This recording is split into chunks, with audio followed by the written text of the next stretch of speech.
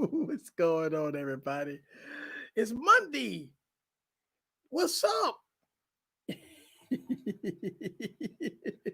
All right, so I wanted to do this live stream. I'm hyped today. I was about to record a video, right? And as I'm recording the video, I jumped on Tech for Your Needs live uh, video, and I said, you know what? Let me come on and let me do a live stream. And so here I am. Video. And I say, you know what? And so I want to say what's up to everybody, right? It's Monday. Game about to come on about an hour, so I probably won't be on it too long. But yeah, I don't usually do no live streams on Monday nights. But hey, why not? Uh-oh. So let's see if we can wait for a couple of people to come on. I doubt if anybody come check me out, but I just want to say what's up to everybody. Mm, this is good. Let me see. Make sure I got this. Not sip. Not sip. When I sip. When I sip. I just want to have everybody right here. When I sip. When I sip. All right. All right. What's up? What's up? What's up? So wait a minute. I'm not even. I see everybody. I see people in the chats. Um. Oh, there we go. There we go. It's all caught up now. That's what I'm talking about. What's up with you? I see Barry in the building. What's up, people? How y'all doing? All right. Surprise, surprise. Shay Kennedy, what's up, all dog? Surprise, surprise. What's up? What's happening? All right. So let's get into it, right? Uh, One of the reasons why I'm starting to stream because I'm feeling good tonight. I'm feeling good. I'm hype. Look, I want to talk about a couple of different subjects tonight. As I was going to record a video, but I decided not to do the video. First of all, let me know about the audio. If I need to turn my audio up a little bit, let me know down in the comments below. If is my audio good, or I need to turn it up a little bit. What up with you? Oh man, let me know down in the comments. Is my audio good, or I need to turn it up a little bit? And before we get started, what up with you? I see you in the building. Just a little bit. All right, let's see. Let's see. All right, how about that, Barry? Let me know, Barry. Let me know. I'm turning up. I'm turning it up. Turn it up. I'm turning it up. Let me know, Barry. Let me know if the audio good. Sound a little low. Let me know. I turn it up a little bit. Let me know if it's still low. Y'all let me know down in the comments. Sounds good. All right, cool. I turn it up a little bit. I just want to make sure that we good with the sound. What's up, Kia? What up, Kia? Sounds good. All right. So I want to talk about a couple of different subjects tonight. I got a lot of things on my mind, but I do want to talk about a couple of things tonight. First of all, Tech for Needs talked about like uh, new content creators, right? And a lot of content creators that's getting frustrated over dropping content and not getting a lot of activity, a lot of movement on their channels. The thing about it is, here's the thing about the passion part of this here. It's all about the passion. Like I always talk about this, is that when you drop videos or you got a YouTube channel, especially if it's a new YouTube channel, it's all about the passion. It's all about you dropping videos. Look, man, one of the things that I don't concentrate too much on is when I drop my videos, I market myself as always. You put it out there to make sure that people know that if YouTube doesn't give you a people that notification, you drop it on your social media, you drop it here, you drop it there, you market yourself, and that's all you can do, right? That's all you pretty much can do. But don't get frustrated. Like I know a lot of people get frustrated over this stuff, man. I know a lot of people get frustrated over the views and stuff. Look, man, I think views is down across the board. Like views is down across the board for us content creators, man. I'm one that's suffering from low views and stuff like that. So we all suffering as a collectively whole in the YouTube community, as far as views being down. Now, whether or not that's a YouTube thing, man, look, it's something that's not. I can't fight that battle. I can't concern myself about that. Only thing I can do is make the best content. Period. Right. That's my goal and my focus is to make the best content. Period. And if I focus on the views and why I'm not getting the views and this, that, and other, then I won't make it in this game. So I have to focus on my viewer. What's the best video I can make for the viewer? How can I have fun? And so that's what I do. What's up? Which I see you. I see all y'all. Yes, YouTube was broken this morning. YouTube I had an outage. So there was some outages going on. They had some issues with YouTube. So um it has some things going on, man. Look, it's a lot of stuff that we deal with behind the scenes as content creators, man. Look, I drop a lot of videos and stuff like that and go from there. What's up, Holiday? I see all my heavy hitters in the building. What's up?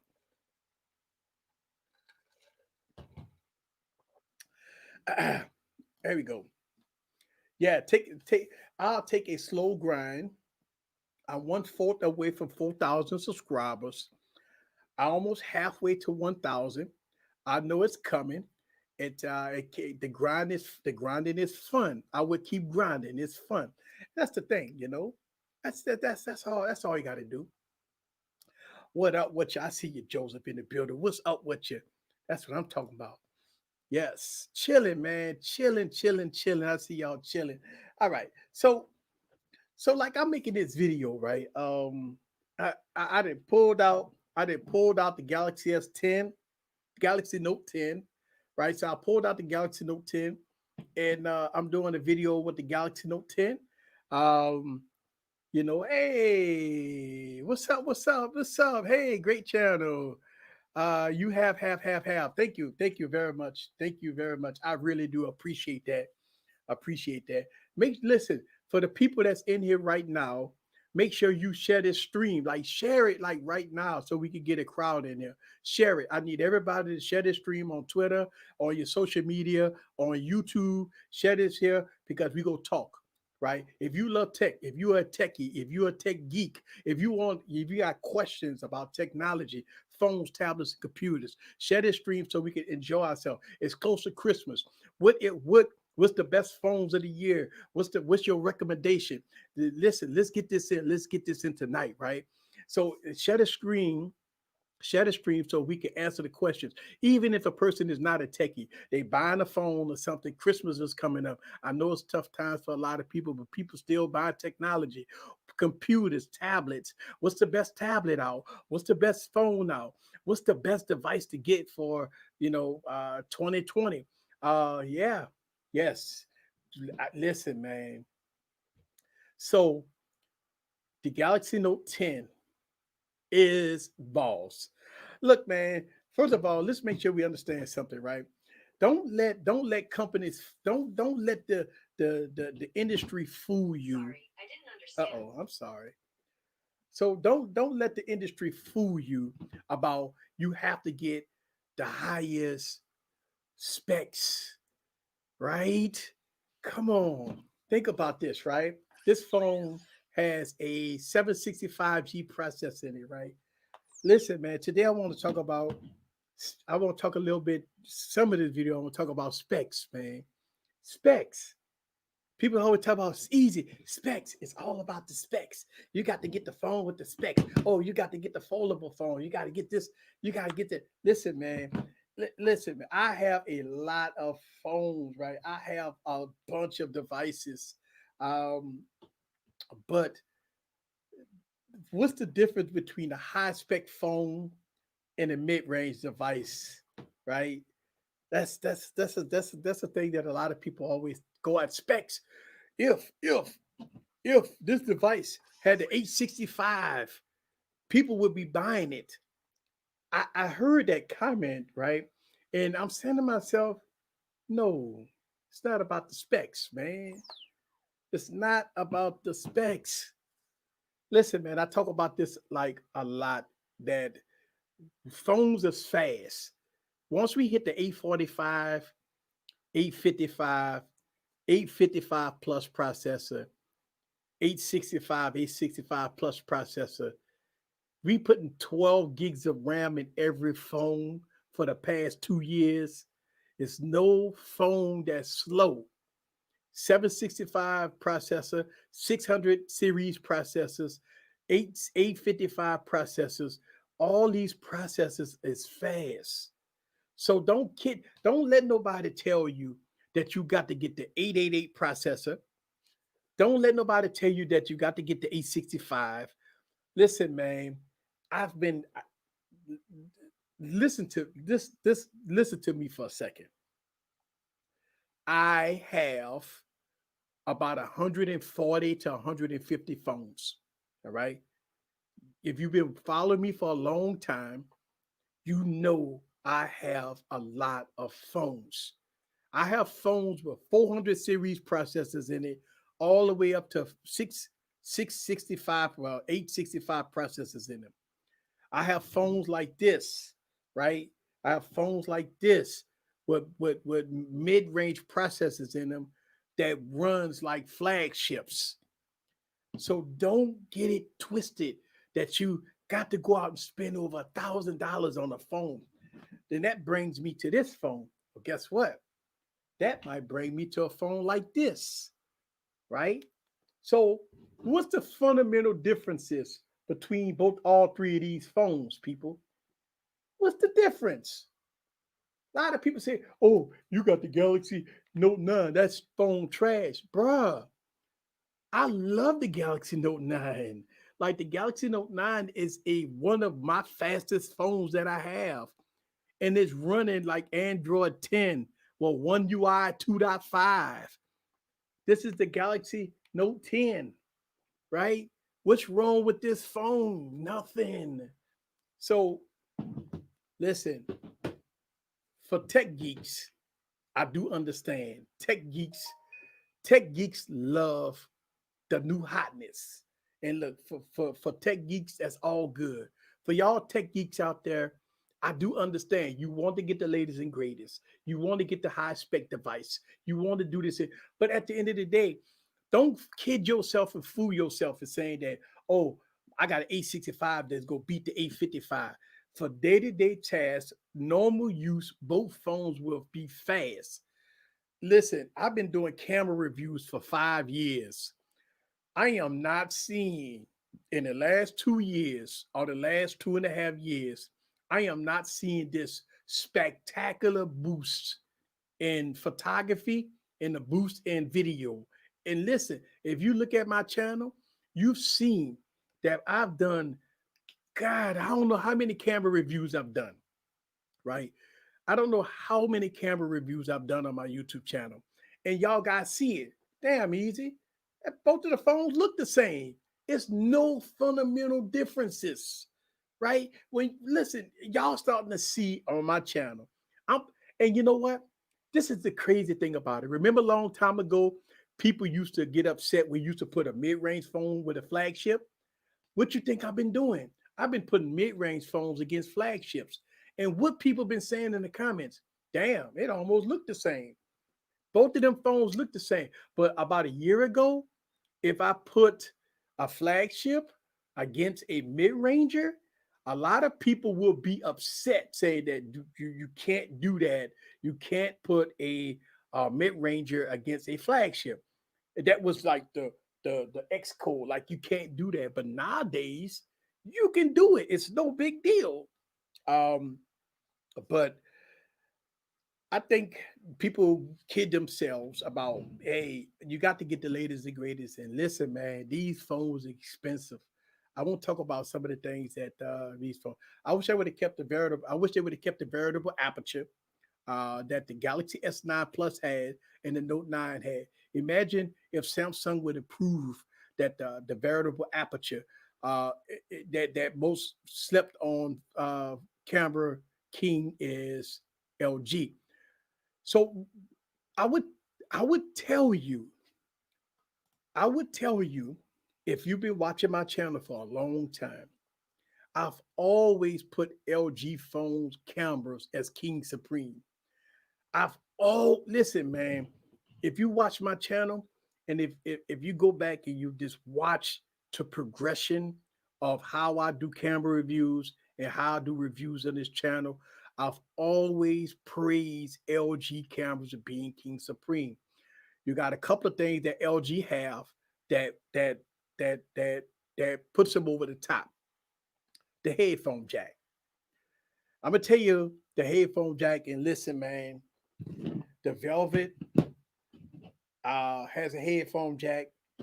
Um, Now the Wing does not have a headphone jack, and so what put LG over the top with the headphone jack is manual mode, the quad DAC, and so what you could do with the LG phone is that you could plug in a mic, wireless mics, straight into the headphone jack. That means that you could get great audio. Audio right there is half that's right there, that's half audio. So you go get great audio by using external mics. And then uh, if you're using manual mode on LG devices, they're so good. And look, don't get me wrong. Um, Samsung have bought, promo back to the Galaxy phones. Here's a problem. Here's one of the issues that I have with Galaxy cameras. I talk about it in a lot of my videos. The oversaturation.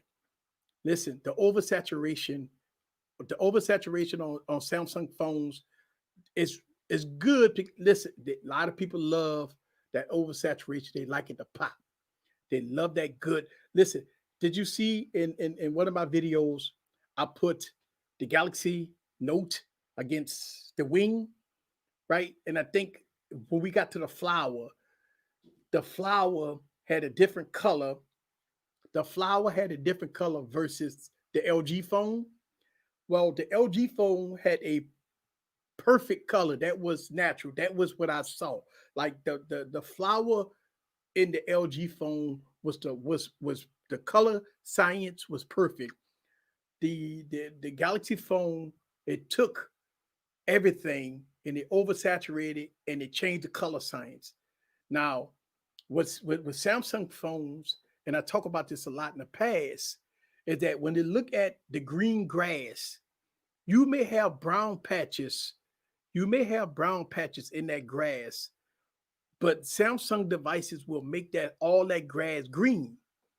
But when you turn it to a LG phone, LG will give you a true representation of how that grass will look, even with the brown patches. Give you another example.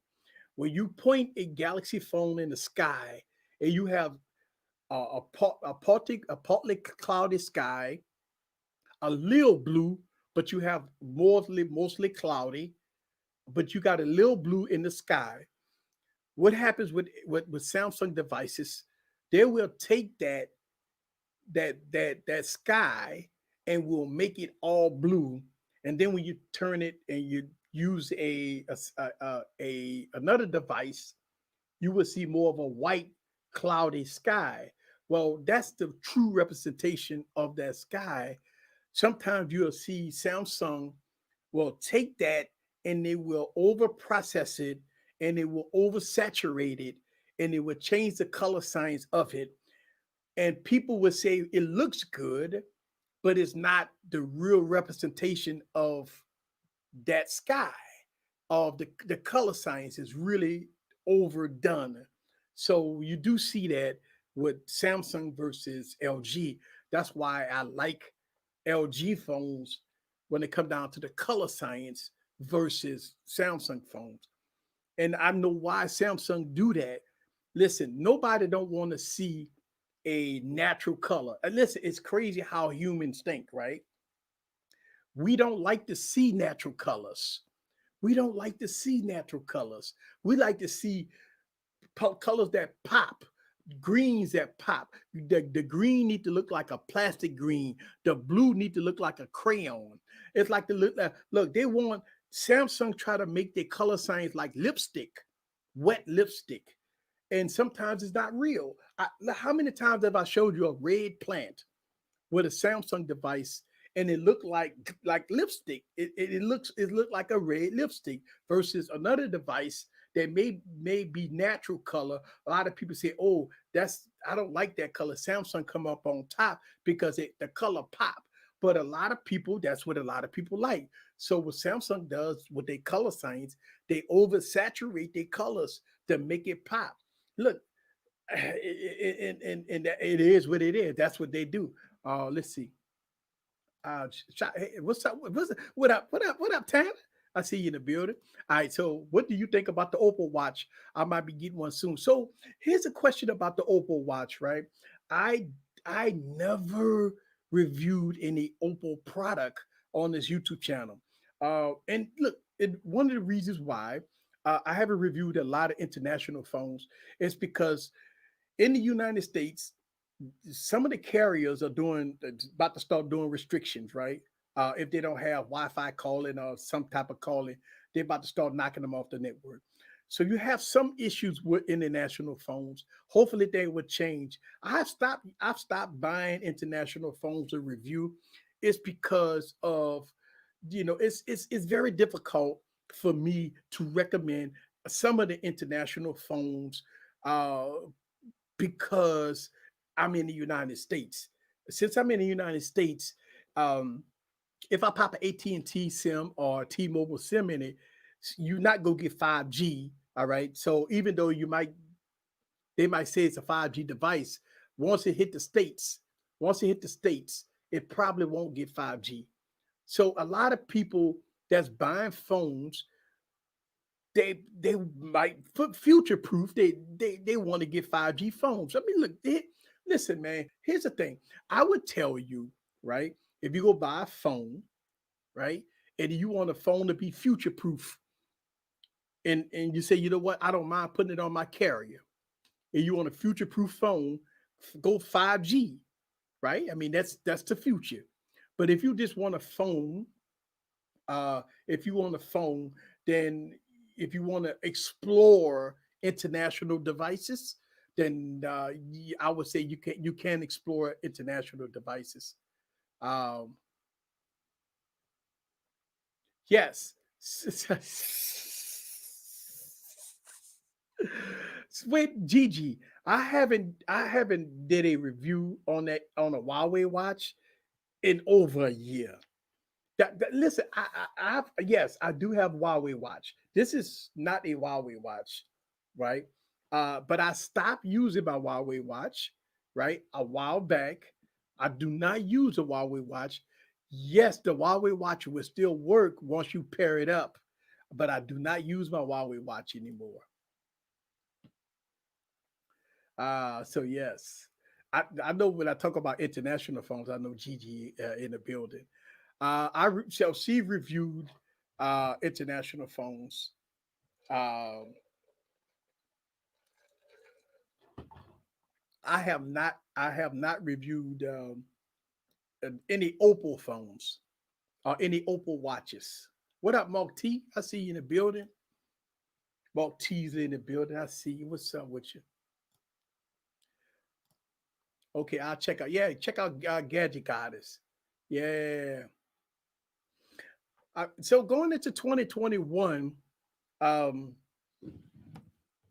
I mean, going into 2021, I'm gonna do my usual reviews and stuff like that, and go from there. I'm gonna change some stuff up. I look at my YouTube channel that is growing. That I need to change some stuff up. I might change some things up a little bit to make it more spicy. Get more gadgets and stuff like that. Look, I know a lot of people make comments about that it's hard being on YouTube and being a content creator is difficult and stuff like that. Look, man, it is, man. Listen, man, it's difficult, but it's all about good fun, man. I popped the camera open, doing the live stream, and just having fun. That's all, man. It's just having fun. It's nothing that I have that I really want to talk about. I'm about to do a video about the Galaxy Note 10. So I am doing a video about that probably tonight. If I catch the football game, if not, then I'll do it tomorrow. Um, but other than that, man, just chilling, having some fun, doing some traveling, and that's about that. Let's see, Google. Yeah, you know what? I agree with you. Google need to make some Google Edition devices. You know, I think for the most part, Google phones was good, man. And look, and, and look, I tell you, I get this comment a lot. I want to put this to bed, right? I get so many people asking me about Gcam, right? Do a video about Gcam. Put it and port Gcam over on LG phones. Port Gcam on Samsung devices. Put Gcam on all these phones. Listen, man. The last time I made a video about Gcam, I was utterly frustrated. Listen, man. I have people that tell me, "Oh, use this version of Gcam. Use that version of Gcam." They all send me links about this is the best Gcam you could get. My conclusion is if you want to use Gcam on a device, go buy a Pixel. Listen, man, Pixels are $300, or you could get an old Pixel, a Pixel 2 or a Pixel 3 that go cost you about 250.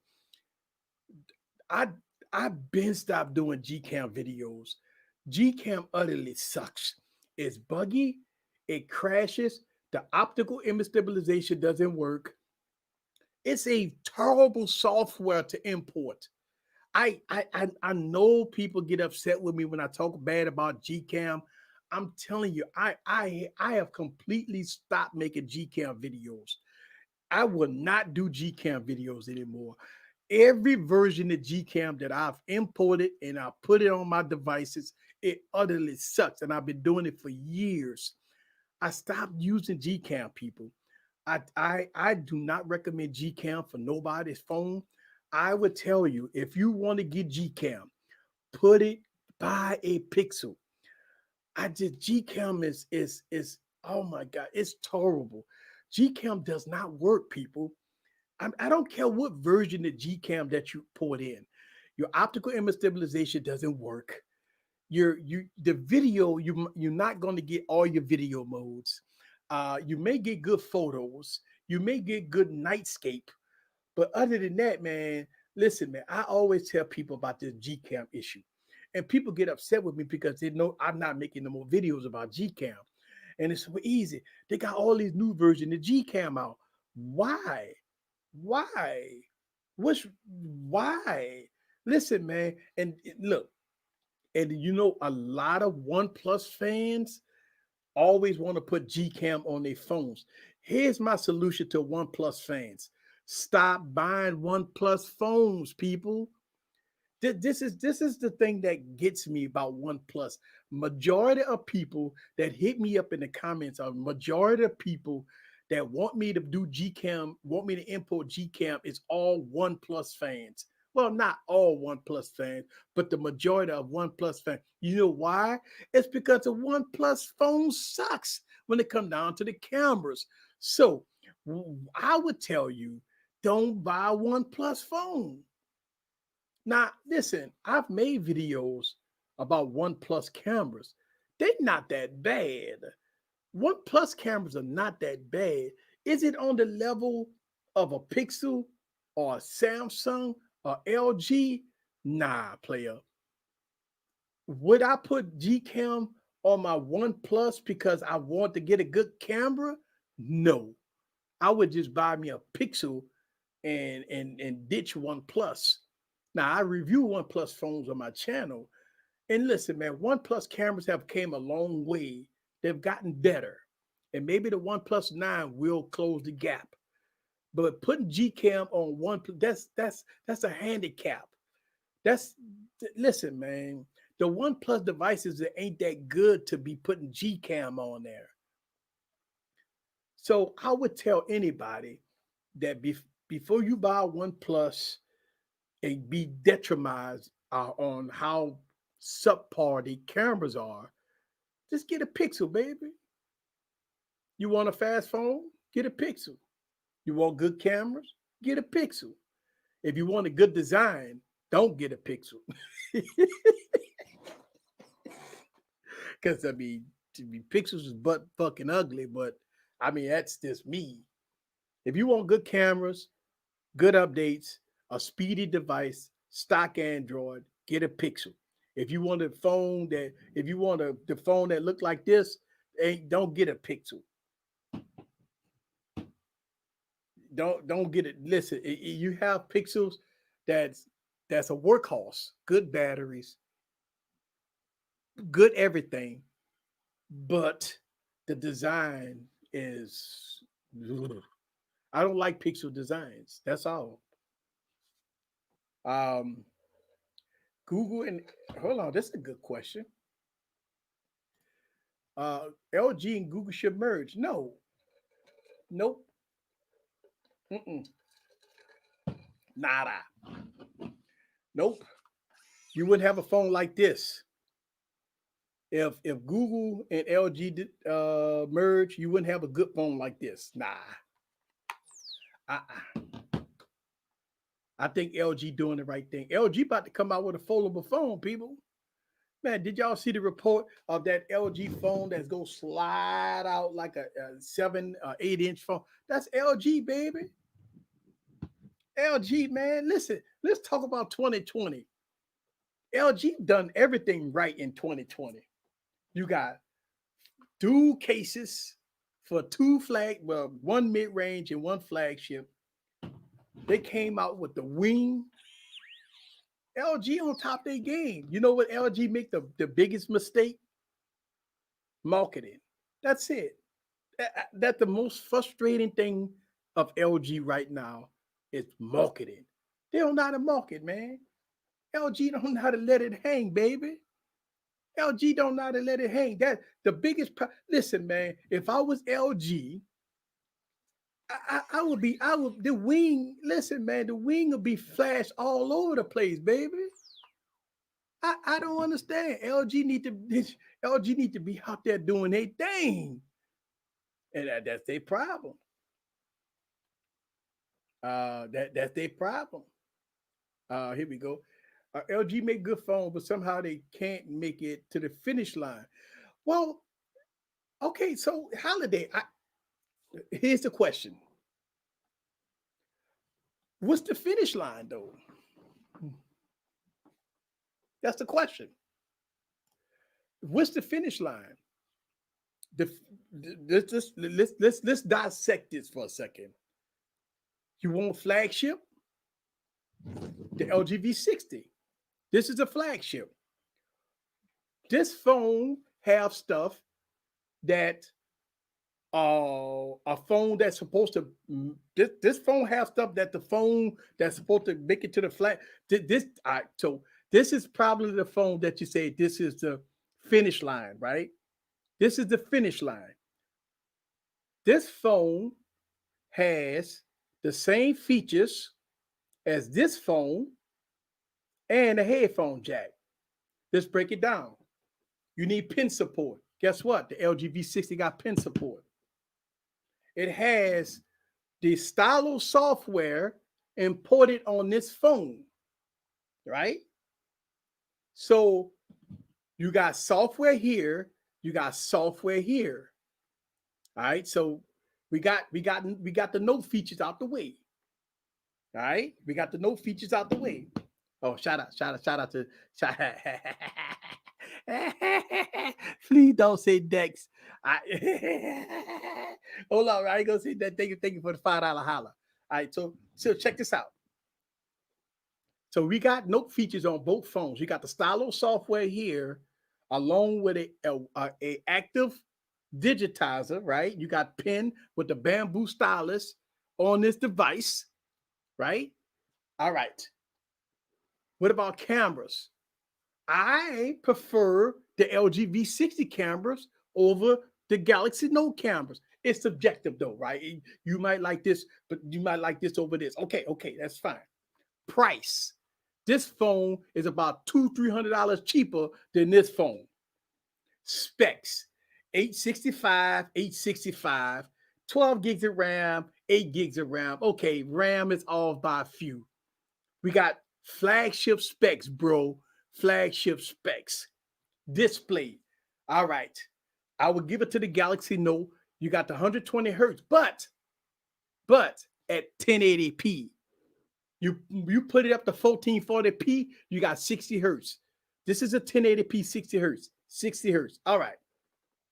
Let's talk about one advantage of the Galaxy Note 20. DeX. Unmatched. Listen, I did LG desktop and all that. DeX is unmatched. All right. All right. Let's put this phone down. Let's talk about the LG V60. What does the LG V60 have over the Galaxy Note? Headphone jack, quad DAC. Boom. That's two unique features, right? All right. Also, look at this. Dual display, right? So now,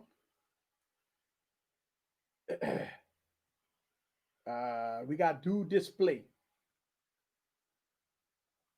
So we got dual display. So the Galaxy Note does not have a dual display, but the V60 does. Remember, $200, $250 cheaper. All right. So the question was, why LG hasn't made it to the finish line? I believe LG made it to the finish line and in some instances beat the Galaxy Note in some cases and made it to the finish line with the Galaxy Note in some cases. All right. I saw your comment, Holiday. I saw your comment. Hold up. The finish line is what you're talking about. They don't know about marketing their phones, right? So I will tell you that LG has a huge problem with marketing, but that's not.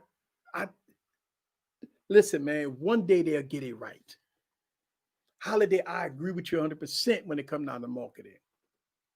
I think LG need to have aggressive marketing.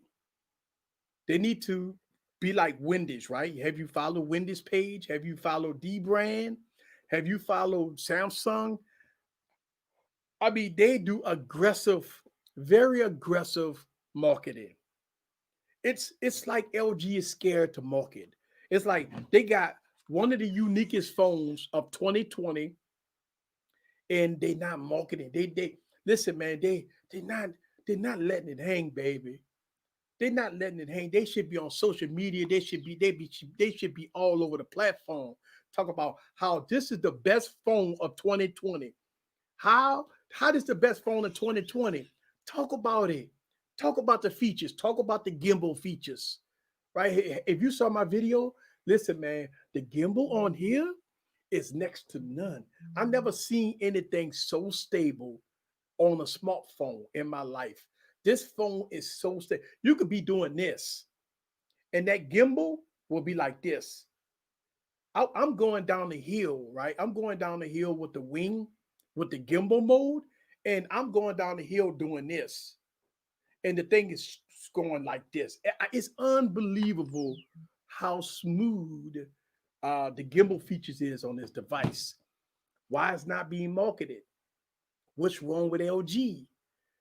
So I don't know, man. It's one of the things that like wind back now we talk about it. I talk about it a lot. It's a lot of things that LG can do. I think. Listen, man, we've been listening. You know what's so funny? I on this YouTube channel been talking about LG marketing for years. Now this shit this start happening. I would propose to LG to terminate their marketing team and listen. It's like football, baby. If you can't produce, the coach is gone. Listen, if you can't produce, the coach is gone. I would tell LG to do two things. Somebody need to oversee their marketing team, right? They need to be a little more aggressive.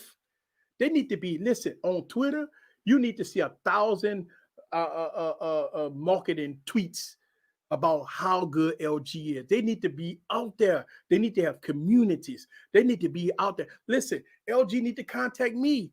They we lost contact. I understand it's COVID and everything. They need to contact other people. They need to market heavy, heavy, man. Listen, I can only do so much. Wild back now can only do so much. A lot of other YouTubers can do so much, but it's a huge handicap that LG has. It's a huge handicap that LG has. All right, here we go. Let me get to you. I think the LG V70 would be the chance to knock it out the box. But here, Art Dog, this comment, right? You know how many times I've heard this? The V20. Remember the V20, the V10. All right, let's go back to the V10. I made videos about the V10. When LG came out with the V10, I think it's the V10 and V20. They were the first came out the wide angle lens, right? They wasn't even marketing then. That the V10 was a great phone. Then it came out with that dual display at the top. Oh my God, bruh. Like the dual display at the top. Then it came out the V20. They had the dual display. I think V10 and V20 had the dual display, right? That was dope. The dual display, they was on to something right there. Then they had the LG G5 debacle, right? They had the LG G3 or G2 or G4 debacle, right? With the boot loop issues years and years ago. People still talk about it today. They had the LG G5 debacle with the mods and all that stuff. The LG V10, the LG V20, those were devices that was the savior of LG right there. Then when it came out the LG V30, they got rid of the secondary display, but they came out with these awesome cameras. The LG V30 today still can beat a lot of devices when it comes down to the cameras, right? The LG V40, listen, look on my channel, look at all the LG V40 videos I've made. The LG V40 cameras are king supreme. I passed on the LG V60. I mean LG V50, and I told y'all why. Because it was a debacle. LG V50 was DOA on arrival, right? It was exclusive to Sprint, and it didn't get on Verizon until 6 months later. That was a doomed product, right? So I passed on the V50 because it was doomed. I the V60, I got two V60s, right? So the V60 was a fantastic device, right? And then the price point was there. We listen, man. Sometimes the techie side of people say that the V60 didn't have a 90 hertz or 120 hertz display. And I know why, because they had a dual display. They couldn't do it. Listen, they could not do it on the dual display. They had to go with a 60 hertz. I knew what they had to do here. They could not go 120 hertz on the main phone and 60 hertz on this display. So I knew why they did 60 hertz. That was a good call. Plus the battery life. The battery life was king supreme. And then when we talk about 1080p displays, look at the trend of devices right now.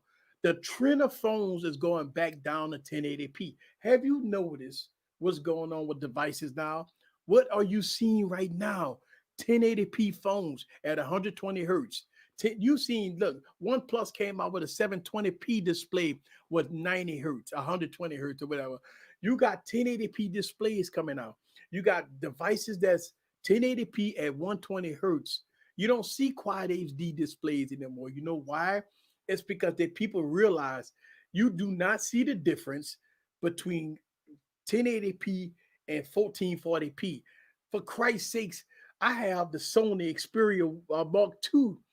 That to me the best display out. That has a 4K display, right? But it's 1080p.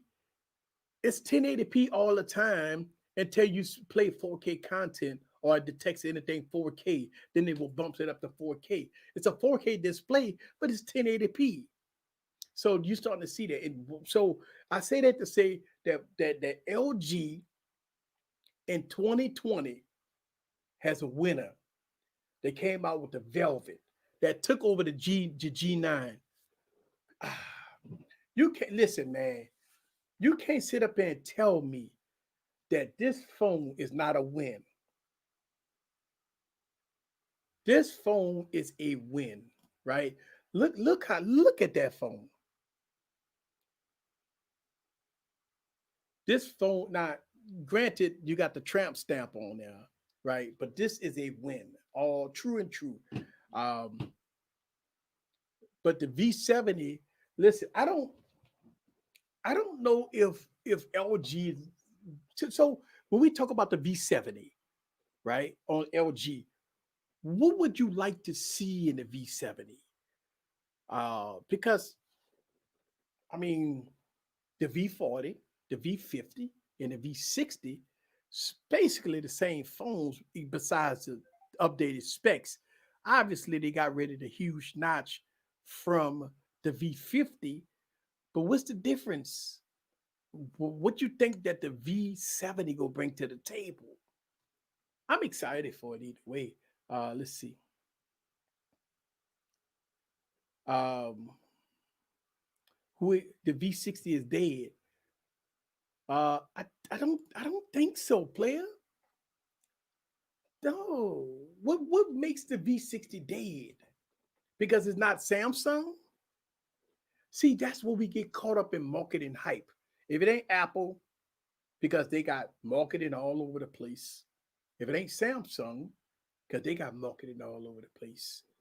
What makes the V60 dead? I just demonstrated this now how the V60 can beat the Galaxy Note 20. I just said how the V60 can beat the Galaxy Note 20. Pound for pound. Pound for pound. Let's see. Let me get in. Who else mad that the Galaxy Note 20 is the last one? Yes. But you know what? I'm not mad. I talk about this in one of my videos that we started seeing listen, watch my funeral video. I made a funeral video about this, right? Everybody that's new to the channel, new to the stream, check out my funeral video of the Galaxy Note series of devices. I talk about this in my funeral video that we saw this coming. Galaxy S9 Plus. That was a key phone right there. Galaxy S8. Galaxy S8. That was the key device.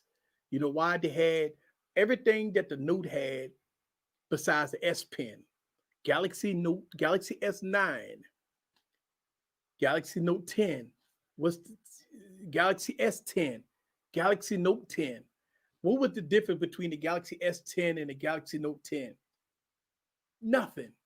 A pen and pen software. What's the difference between the Galaxy S20 and the Galaxy Note 20? Besides the design change, which the camera array, that's nothing. S Pen, that's it. So they've closed the gap. Both of the devices have the same features.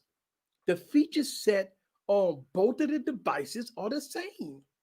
The only thing that you got different on the Galaxy Note 20 is you got a better design. I would say that, and you got the S Pen. That's it. So the gap was already closed on it, and now think about this: LG phones in 2020 got pen support. So you got LG phones. Listen, man, I made a video on LG phones with pen support. So they're not the Note devices is not exclusive anymore. Like Note phones is not exclusive. You don't have listen. You could get a welcome a bamboo stylus on LG phones. And you have this almost the same software as a Galaxy Note. The Note is gone. It's irrelevant right now. The Note doesn't have any unique exclusive features. I talk about this like the Note should have came out with exclusive features. They should have came out with exclusive features. They didn't do it. That's it. They didn't do it. And that's the problem with the Galaxy Note. The Galaxy Note didn't come out with exclusive features. So why keep making the same? Why make two phones the same? Call one the Note and call one the S. Have the S device, put a pin in it, be done with it, and go with the Fold, right? This is your flagship. The S, listen, the S devices is done, right? So, I mean, this is your flagship of 2021. Listen, the S series is done. That's gonna be your whatever phone. The Fold, that's your this is going to be your flagship right here. Let's see.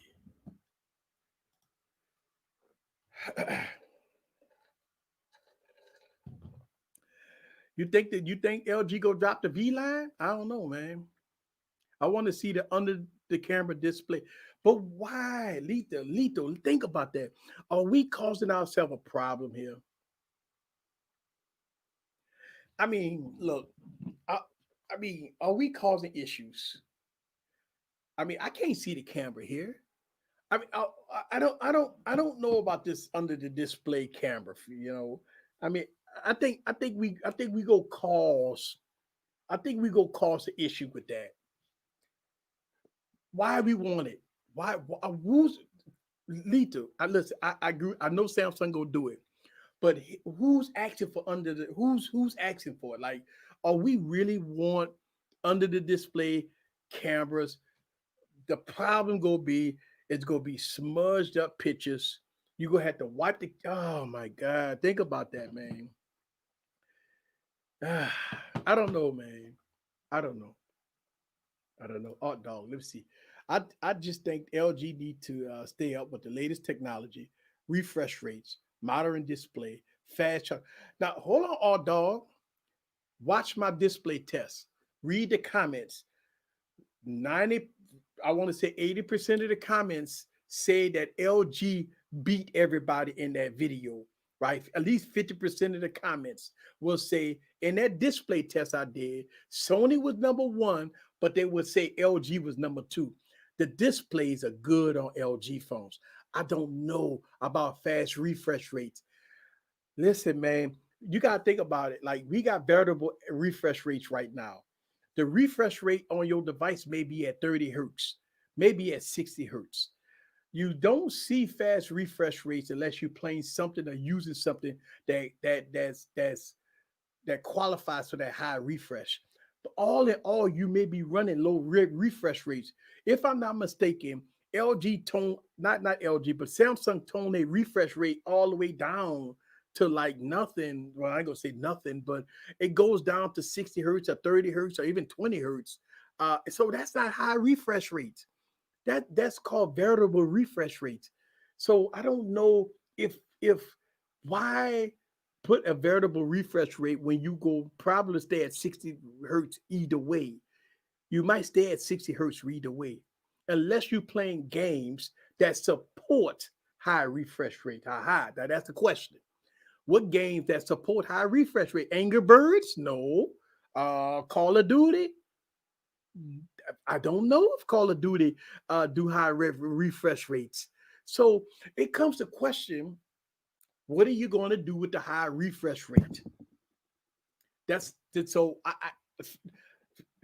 a bigger battery, and one of the reasons why LG go with a 60 hertz refresh rate is because of the good battery life they already have. And yes, LG has fast charging. So they got the. I'm trying to answer your question, Ardall. More modern display. Okay. If you watch my display test, not the last one, even if you look at all my display tests that I've made, once I put the LG phone in there, most people would say that the LG phone will win. Most people would say LG phones will win. So I'm this. I know I'm defending LG. I'm gonna tell you one of the reasons why I defend LG. It's because LG, the people always knock them out. They always say that LG suck, and a lot of people won't buy LG. A lot of people won't give them a chance. A lot of people say LG's not there, and look, most of the problems with LG is LG themselves. But I don't know. Here we go. Let me give him some more comments. Let me get. Whoa! Shout out to Tech King Mike. What up, dog? Yeah, I am not. I'm not saying I'm not a Huawei fan. I just don't review Huawei phones anymore. Not right now. Maybe the P sets. I don't know the next whatever the next one is. Yes, LG has most of the things on the list. How did you get the wallpaper? Oh, so the wall. Hold on, time out, player. I got videos about my wallpapers. you, see, you told on yourself, player. You don't watch my channel. You don't watch. Yeah, I got a video about it, bro.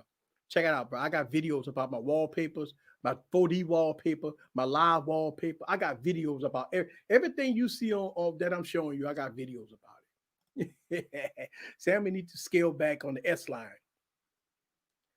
They put themselves in the box because they got to make the S line the best since the first launch the first launch of the year. Right? They had to do something. Um, I feel cheated buying the note. Because right after that they came out with the S series 2 or 3 months after. Yeah, so here's the thing: if you got a Galaxy Note 20, probably won't buy a Galaxy Note 20 or Galaxy S21. I don't see. Look, for what I've seen, all the renders and all this stuff with the S Pen support and all that stuff, man. If you got a Galaxy Note 20, you good, you golden. I would say pass, man. I don't see no reason to get a Galaxy S21, bro. Like I wouldn't give up my Note 20 for Note S21.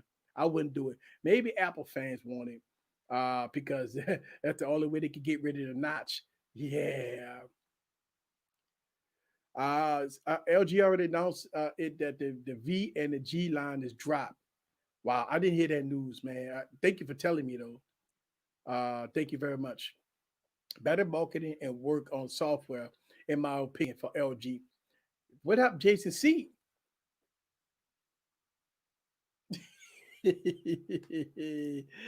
um, by more modern display. I mean the pinhole display instead of the old drop. No, no LG got it. LG got the pinhole display. Hold on, player. Hold on. Yeah, LG got it.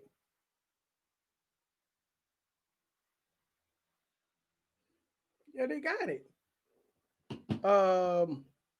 What am I V60? Yeah, LG got it. Let me see. Yeah, guess what? On the wing, they ain't got no notch on the wing. Look at that. They ain't got no notch on the wing. They ain't got no notch on the wing. The camera, it's a pop-up camera. Yeah. And see, look. See? Look at that. Let's see. Oh, that's gorgeous. Hey, look at that. Look how beautiful that is.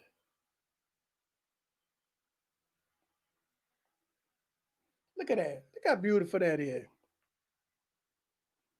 That's pretty. I took a picture.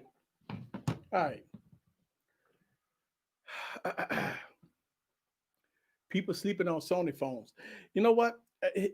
Here's a problem with Sony. I could talk about Sony because I have Sony phones, right? Sony phones is not catered to the average consumer.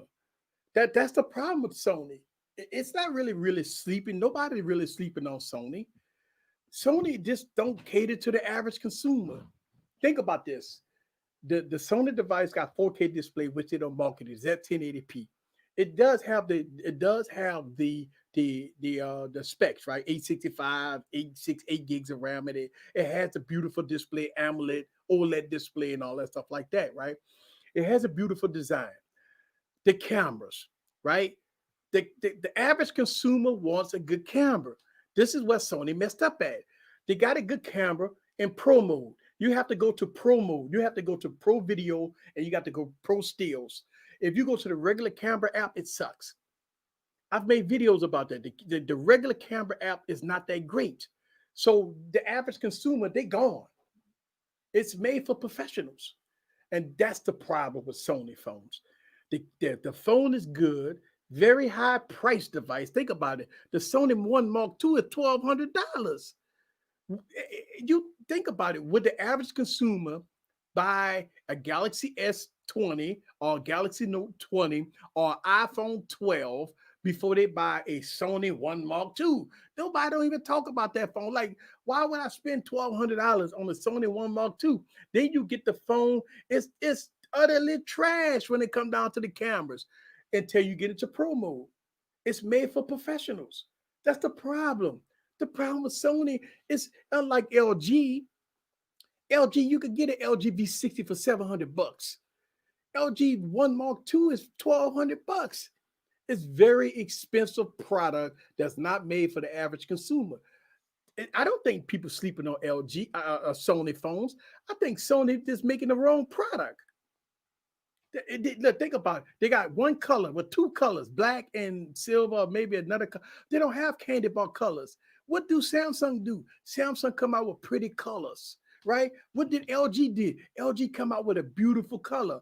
And that's the thing. They want to cater to average consumers, man. I think that's what Sony messed up at. You like the live wallpaper? Yeah, you're talking the holiday. Okay. Let's see. Hang on a second. Let me get to some of y'all comments. Let me go back up. Hold up. The wing don't have a punch hole, which is better. Better than a punch hole. Yeah, so the wing doesn't have a punch hole display. Yeah. I don't get the high refresh rate thing either, but everybody wants it. That's the thing. I'm gonna tell you why, dog. It's because some content creators talk about if it don't have a high refresh rate, it's trash. This is why. This is the one of the biggest reasons why people always think about this. Have Apple put a high refresh rate on the iPhone? No. When you think they're gonna do it? Probably not. Maybe in the next couple of years. And guess what? Apple sell 100 million phones, 80 million phones a year with 60 hertz displays, right? And nobody complained about a high refresh rate, but on the Android ecosystem, people complain about high refresh rates. On the Apple ecosystem, when they sell a shit ton of phones with 60 hertz, the average consumer don't care. That's the problem. That's the problem.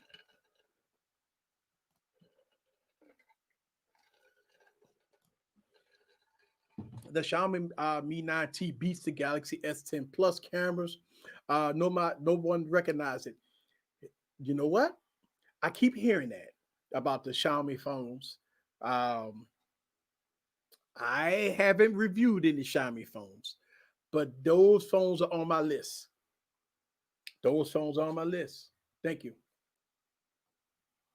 I want you to get your hands on a phone with a rollable display. Listen. Let me tell you something. Listen. I love my fold. Don't get woof. I love the fold, bro. But if LG come out with that rollable, and you know what LG go do? LG go make the biggest mistake. LG go have one of the best phones of 2021 with the rollable phone, and they go do zero marketing. And you and me and a couple of other, we go get the phone and go love it. And everybody in YouTube land go call it trash, and then this ain't the other, this, that, and the other, and the phone ain't gonna sell. Nobody ain't gonna want that phone. They say that they didn't do this right. They didn't do that right. I'm telling, mark my word, LG is not gonna market this phone. This phone gonna be great, but LG ain't gonna market it. I know what's gonna happen. Why does my iPad Air 2 charger, the 2019 charge for 6 hours and don't fully charge?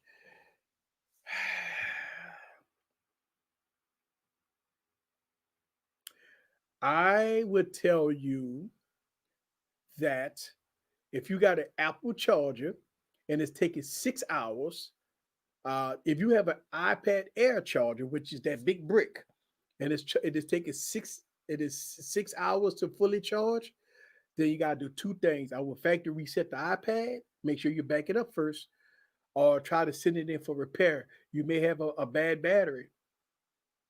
You may have a bad battery. You might have to get your battery. Hopefully, you got Apple Care, because if not, you're gonna spend 150, $200 to get it fixed. Love the look of the wing. Yeah, wing is nice. I'll try to get to your comment. Somebody talk about HTC. Um, HTC is making a comeback. I don't know, man. It's this a mystery for me. The question is about HTC. Can you trust them? And right now, no, you can't. So if they come out with $1,000 phone, even if it's good, can you trust HTC? They've been gone for 4 years. So that's the problem. The problem is, would an average consumer or anybody invest in the HTC brand when it's been gone for 3 years? Would they doing a one and done? So if they come out with this device and it doesn't do that well, they'll do like what OnePlus did with the OnePlus Nord. Say, you know what? We ain't gonna support the device anymore. That's the problem. Can you trust HTC? The answer to that question is no. I can't understand how Sony point shoot is it better than God damn. I don't know. It's not that great though. What do you think about HTC with the TWS earphones with 480 milliamp battery? I don't know. I didn't hear about that. Can you trust HTC though? That's the question. Um, yeah, so that's the thing. Like that Sony Alpha team, it's they I, it's the software on the Pro app is good, right? But the regular camera app, I don't know, not that great. Shout out to Lewis. I was on the stream, guys. If y'all didn't see the stream, go check it out. Why would you want anything higher than 60 hertz on a phone? And I think a lot of companies right now realizing that.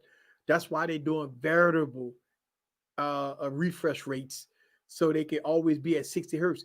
They marketing. See, we got a 120 hertz display, but it's variable. So it's at 60 hertz, and it fools the consumer. And the consumer think, I got a 120 hertz phone.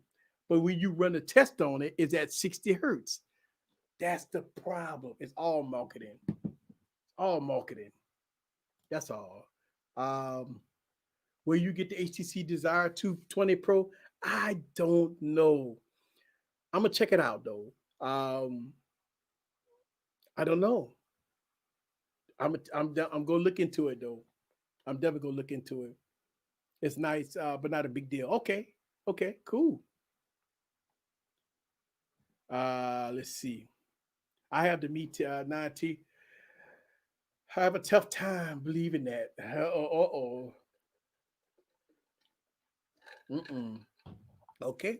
So Art Dog is debating and with somebody in the comments saying that they don't know about the Meet 9T. Foldable rollables are waiting on the return of the slidable keyboard, right? That would be nice for a phone like this, right? With a phone like this, and you got some kind of slidable keyboard or something, right? That'd be nice, very nice. Yes, it'd be very nice.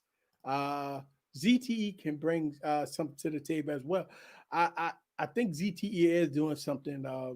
Hopefully, they will bring something to the table. Let's wait and see. Uh, I remember the HTC Evo. Oh man, that was a good phone. Yeah. Did somebody say LG? Yes, yes, sir. Yes, sir. We did say LG, sir. Yes, sir. Yes, sir. We did say LG, sir.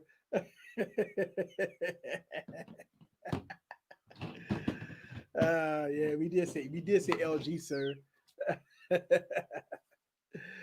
Look, man, let me tell you something. If Forbes could tell you,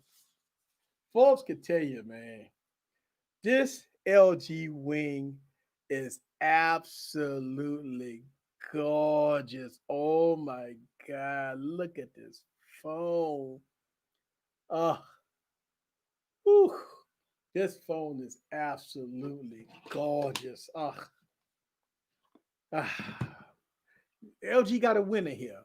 LG Wing is a winner. Yeah, Forbes Tech Review. What's up with you? Curved screens are dead. I don't know. No, you're starting to see a lot of phones come out with curved screens. Like the Wing has a curved screen. The Note 20 got a curved screen. Uh, the Wing got a curved screen. The V60 got a curved screen. Let me see. Does this got a curved screen? No, it's a foldable. This got flat display. Um, this here, this one, yeah. Oh, you still got curved displays. I believe that okay. I believe that high refresh rate displays are hyped up because people can't actually experience the high refresh rates or replicate the effort in them. Sure, they are nice, but should be expected. Look, I agree with you. It is hyped.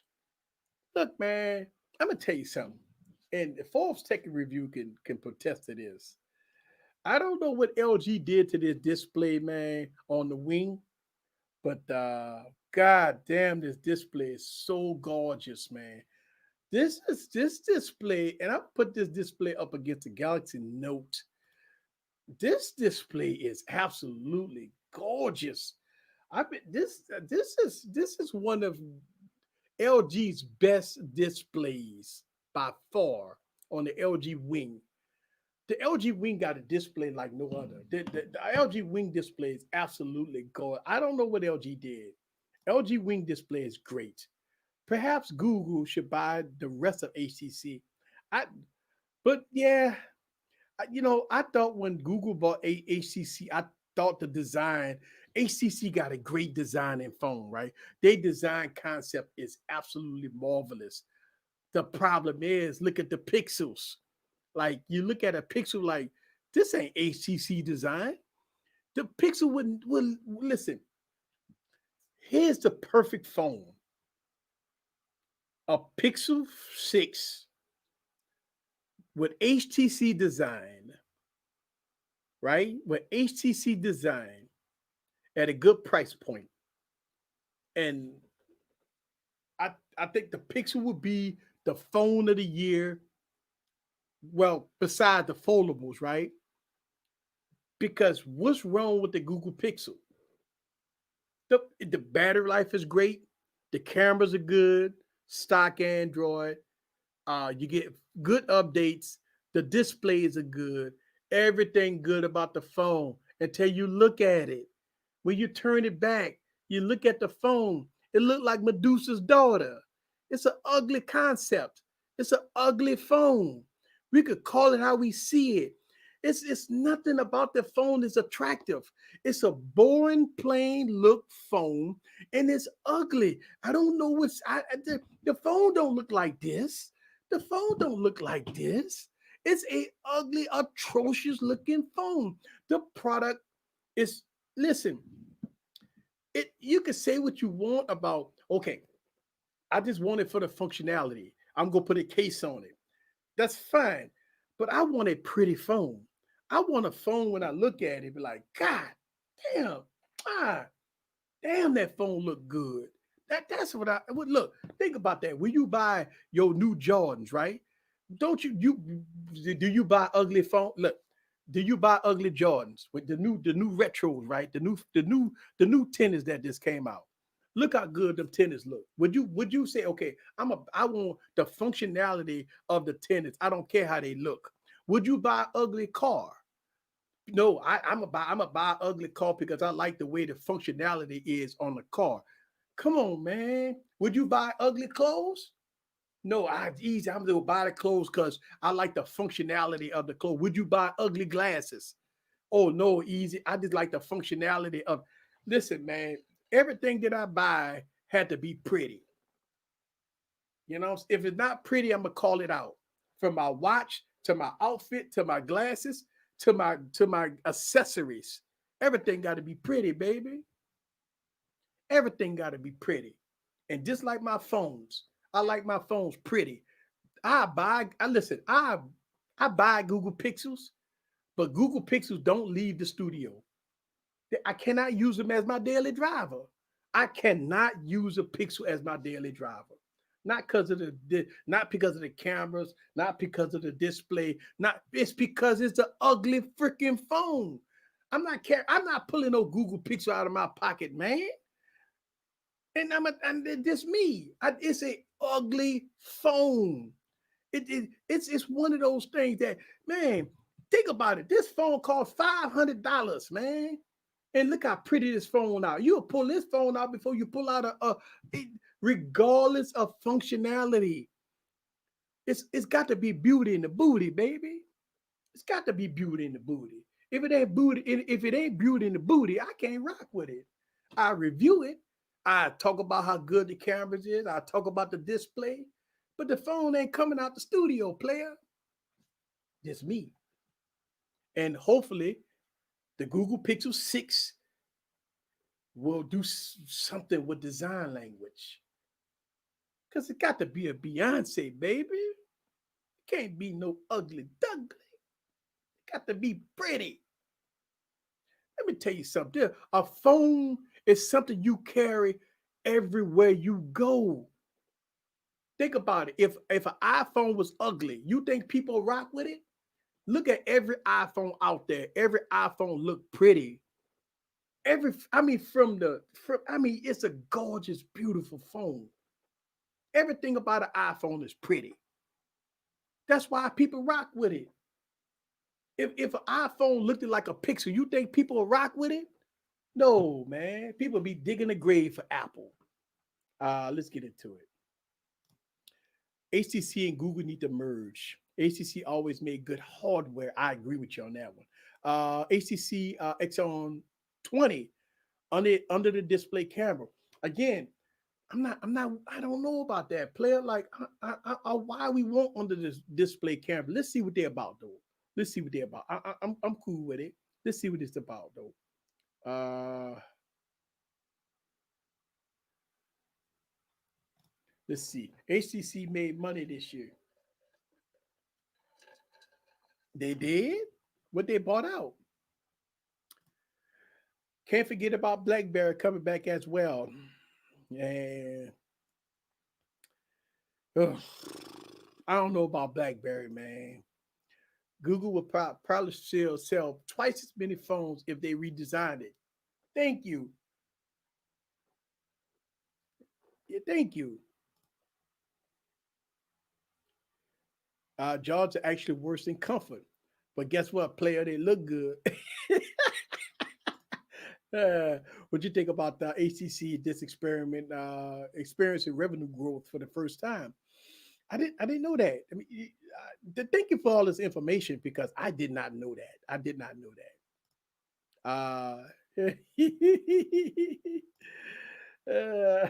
No, that's right. That's how it's gonna come back on top. Yeah, let's see, man. Yeah, man. Let me tell you something, man. Look, when I when I get in my car, I'm listen, man. If you've been watching my latest video, y'all know I got a new whip, right?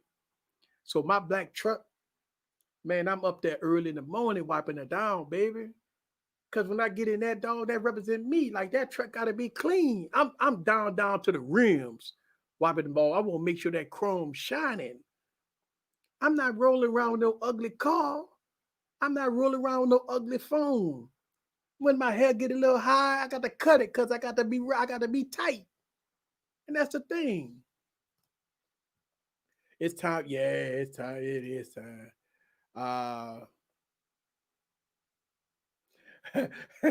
He want a chirp button on the flagship. I don't know about that. I love phones. That's so pretty. I don't want to pull out of the case. So put them in the case. And look, the thing about it is that's why you got to go clear case, baby. That's what I'm saying, man. Don't look. That's why you don't buy the old black hard looking cases, man. You got to get a clear case, baby. Yeah, damn, put them in the clear case, man. No, don't buy no look. Don't buy the cases that cover everything up. You gotta get a clear case, clear. Yeah, those esters, man. Man, who roll around with an Ester phone? Now, I mean, look, I do understand. Look, all right, so wait, I do understand people need to have functionality devices because they're working in a hard environment. Like you're not gonna bring this on the construction site, right? You're not gonna pull out all the rocks and shit flying all over the place, and you pulling out a Galaxy Z Fold 2. No, no, I can see you rolling with a Pixel in that instance. You don't worry about it getting all scratched up and beat up and all that stuff like that because it ain't no Beyonce anyway. It ain't nothing go make it it look no better. So you could get a pixel if you're a roofer or out on the construction site or something like that. Or you like to throw a phone around, let it hit the gravel and shit like that, right? And that's what your pixels are for. You pick it up and say, it's ugly anyway. Just toss it on the side. Those are the phones you don't really give a shit about. Like those phones you say, you know what? It's a pixel. To toss it to the side. It's no big deal about a pixel. $300 anyway, so you just only bought it for the functionality and for the cameras. You ain't buying it for the looks. You ain't buying it for nothing else. It's one of those devices where when you're ready to get G'd up and go out and ride the town, that ain't the phone you go ride with anyway. It's the phone it's a work phone. You got it on your hip if you still using belt clips or whatever. And that's the phone you tossing on the side of the road or whatever. That's the picture of the one you put in the glove box. That's your secondary phone. That's to be your who that phone. You know what I'm saying? Like, oh, who that? Okay. That's your who that phone. That's a phone you throw in the toaster. That's the kind of phone that is. You know. Hey, shit. uh, what's a better gaming phone? Hmm. I'm gonna tell you something about gaming phones. Don't get caught up in that crap about gaming phones, man. You got gaming phones that's coming out with 144 hertz displays. You got gaming phones that coming out with all kinds of stuff like that, with all kinds of push buttons and shit at the top. Man, what phone, man? When you get these phones, what games you got that support that? That's the thing. See, you see all these phones that's coming out with all these air triggers and all that shit. What you gonna get? What 3 or 4 games that can support that? That's the problem about these gaming phones. Look, man, I got the LG Wing, and I was playing games on the LG Wing, man, and it plays like it plays games like it's no other. Like it will play games with no issues. Give you an example here, you know what I'm saying? Woo, woo, woo. Look at that, man. Do you hear the volume coming out there? And that's what I'm saying. Like you could play a game on pretty much any phone, man. You know what I'm saying, bro? You know, I mean, you could play a game on any phone, man. Let me see. And I mean, you're going to get really, really good, really good gameplay or whatever. I mean, look at that, man. See if I get that. Oh, look at that. Man, look,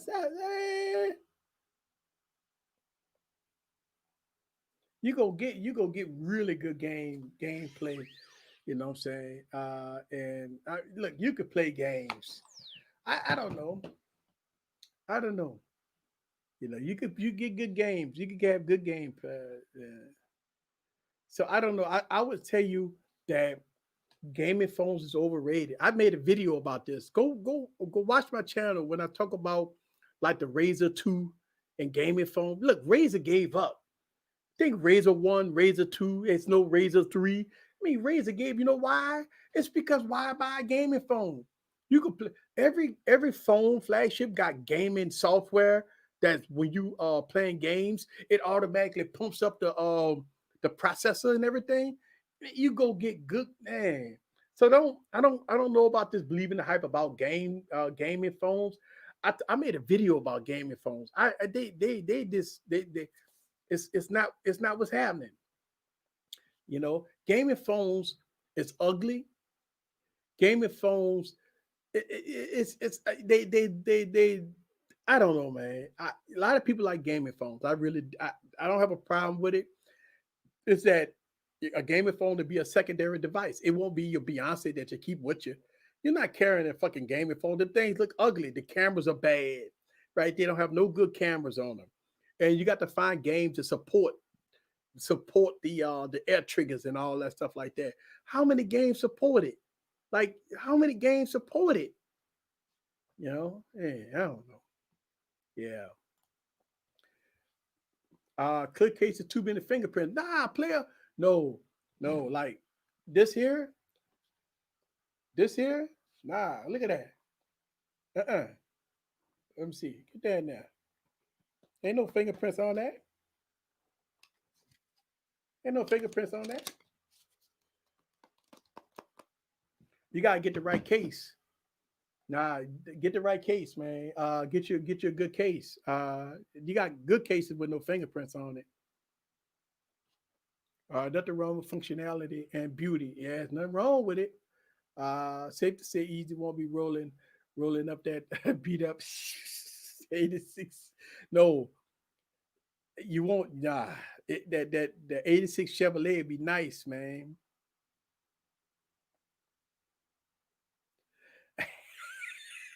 Look, I know LaShawn was in here.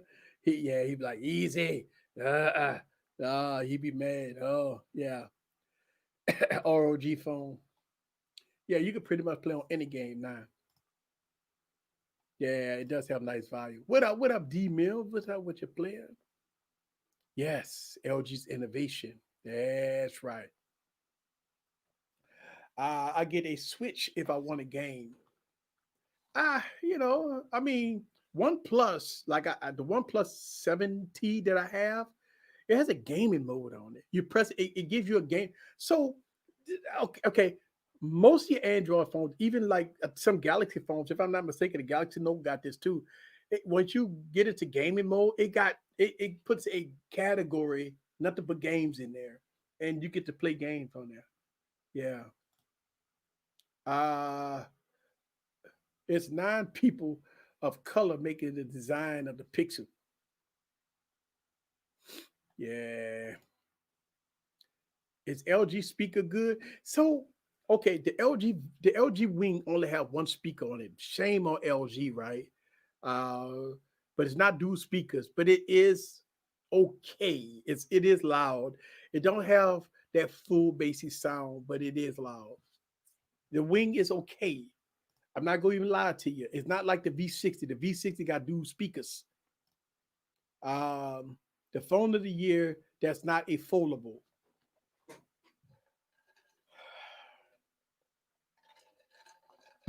Galaxy Note 20 Plus, Galaxy Note 20 Ultra. If it's not a foldable, Galaxy Note 20 Ultra, the phone of the year right now, hands down. It's the best overall phone, period. Galaxy Note 20 Ultra is the best overall phone, period. You know, um, the LG V60 probably coming in next. If it's not foldable, um, Wing will be in that conversation. Um,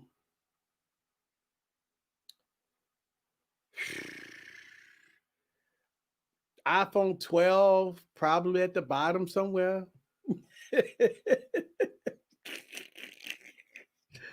uh, why do you think Samsung doesn't come out with more colors from day one to sell? Because it's marketing. All right, the reason why Samsung don't come out with colors is because they blast you in the beginning with a certain color, then they wait 4 months, and then they blast you with another color. Then around Christmas, they go blast you with another color. It's all marketing, player. They Samsung been doing this marketing game for a very long time. They don't just like they came out with the red note when they came out around the holiday. That's how they do it, man. The red note already been ready. They say they gonna hold on to it around the holiday, then blast you out with it. That's what Samsung do. You could buy a gamepad with any phone. Yes, you could buy a gamepad. Yes, and so with the gamepad, right? You just snap it on. If I got this right, let me see if I got this right. Hold up. Yeah, gamepad, snap it on, right? Grab a device, slap it on, and here you go. Here's your gamepad right here. This is why you don't need gaming phones, bro. And all you got to do is get Xbox Pass. Now you playing Xbox games, and you got an Xbox controller that supports all the Xbox Game Pass on these phones. And the crazy thing about it is you don't have to exclusively get Game Pass on your Galaxy Note. You could get it on LG phones. This gaming controller will work on Xbox Game Pass. So yes, if you want to play Xbox games, you don't even need a gaming phone. Here you go right here. There it is. It's just that simple. You don't even need it anymore. You got an Xbox controller and you good to go. Yeah, fold it back a little bit. And there you go. There you have it. There you have it. So you got Xbox games on your device, and this is not a gaming phone, but it will play like a champ. And there you go.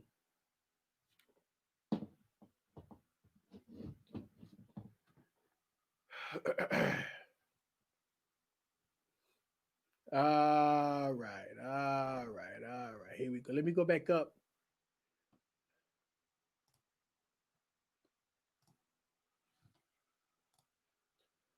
Right now, gaming phones, if you want the mobile game, grab a controller. That's it. I did like I said, there it is. DMMs, Xbox Pass, a game controller on your current device. You good to go.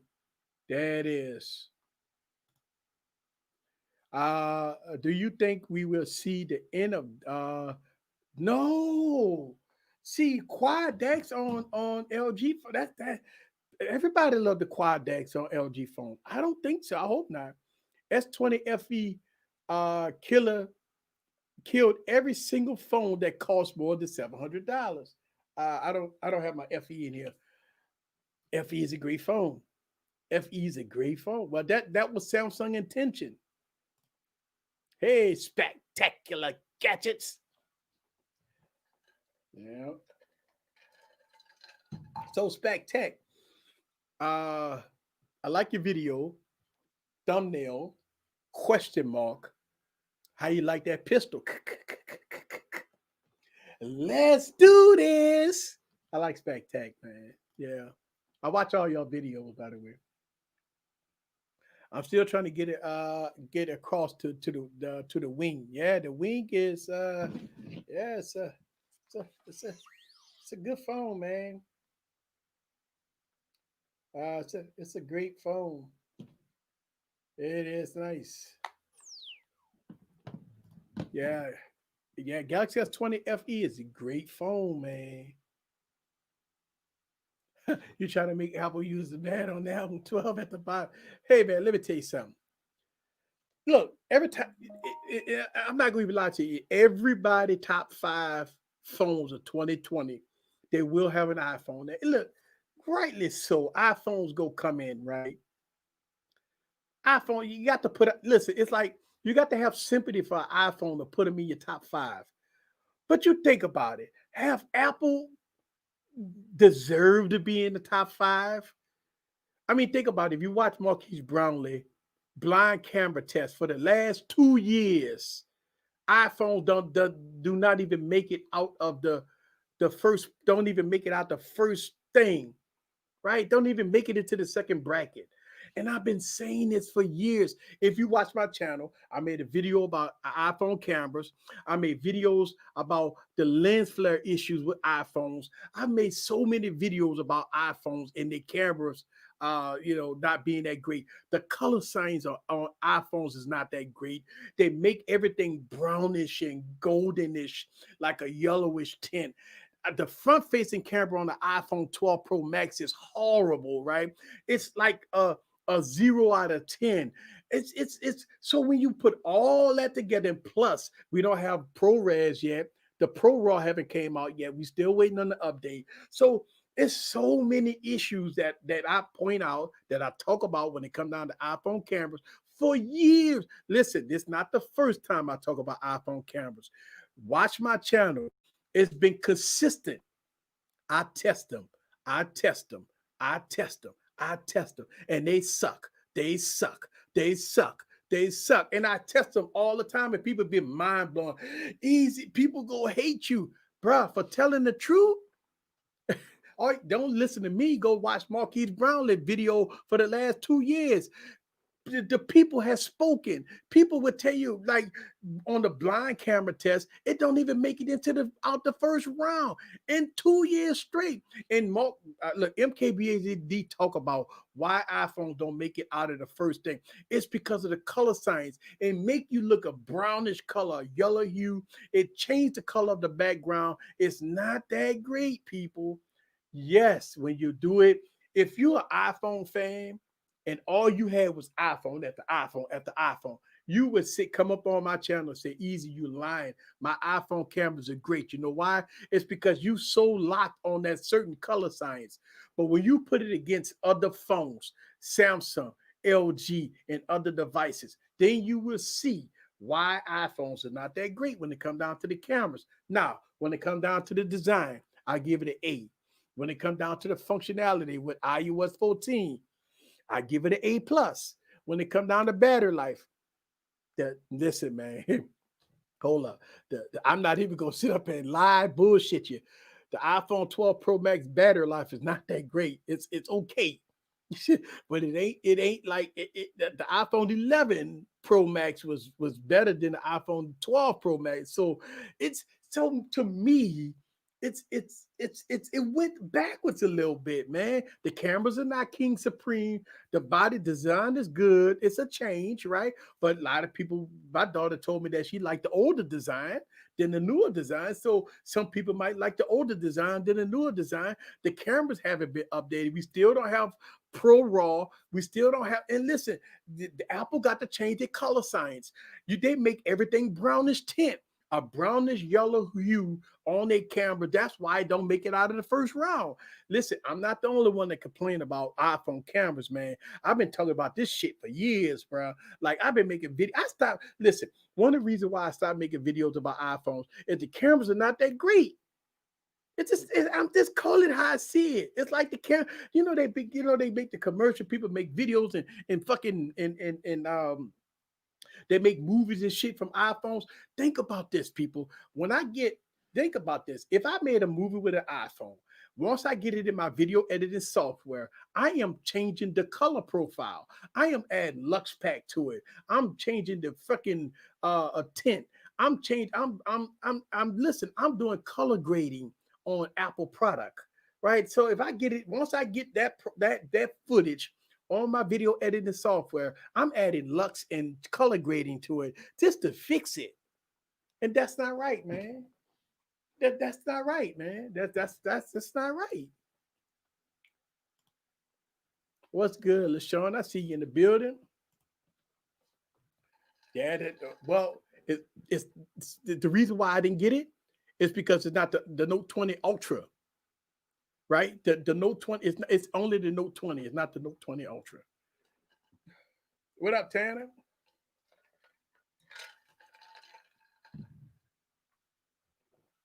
I'm not listen, T.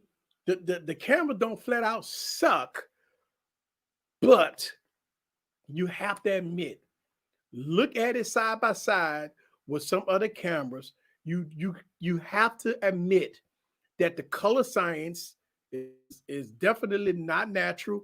It does have a brownish hue. Whites are not white. It has a more of a tan color. It doesn't have a natural look, and you have to color grade it. And when you put in your video editing software, if you're doing 4K at high bit rates, you have to tint it down a little bit, lower the saturation maybe a little bit. Or you changing some color science with it, right? Are you doing some color grading with it just to get it right? Now, the stuff you see from Apple and the other stuff you see from a lot of reviewers out there that's making movies and shit from their iPhones, it's because they color grading it. I couldn't use it.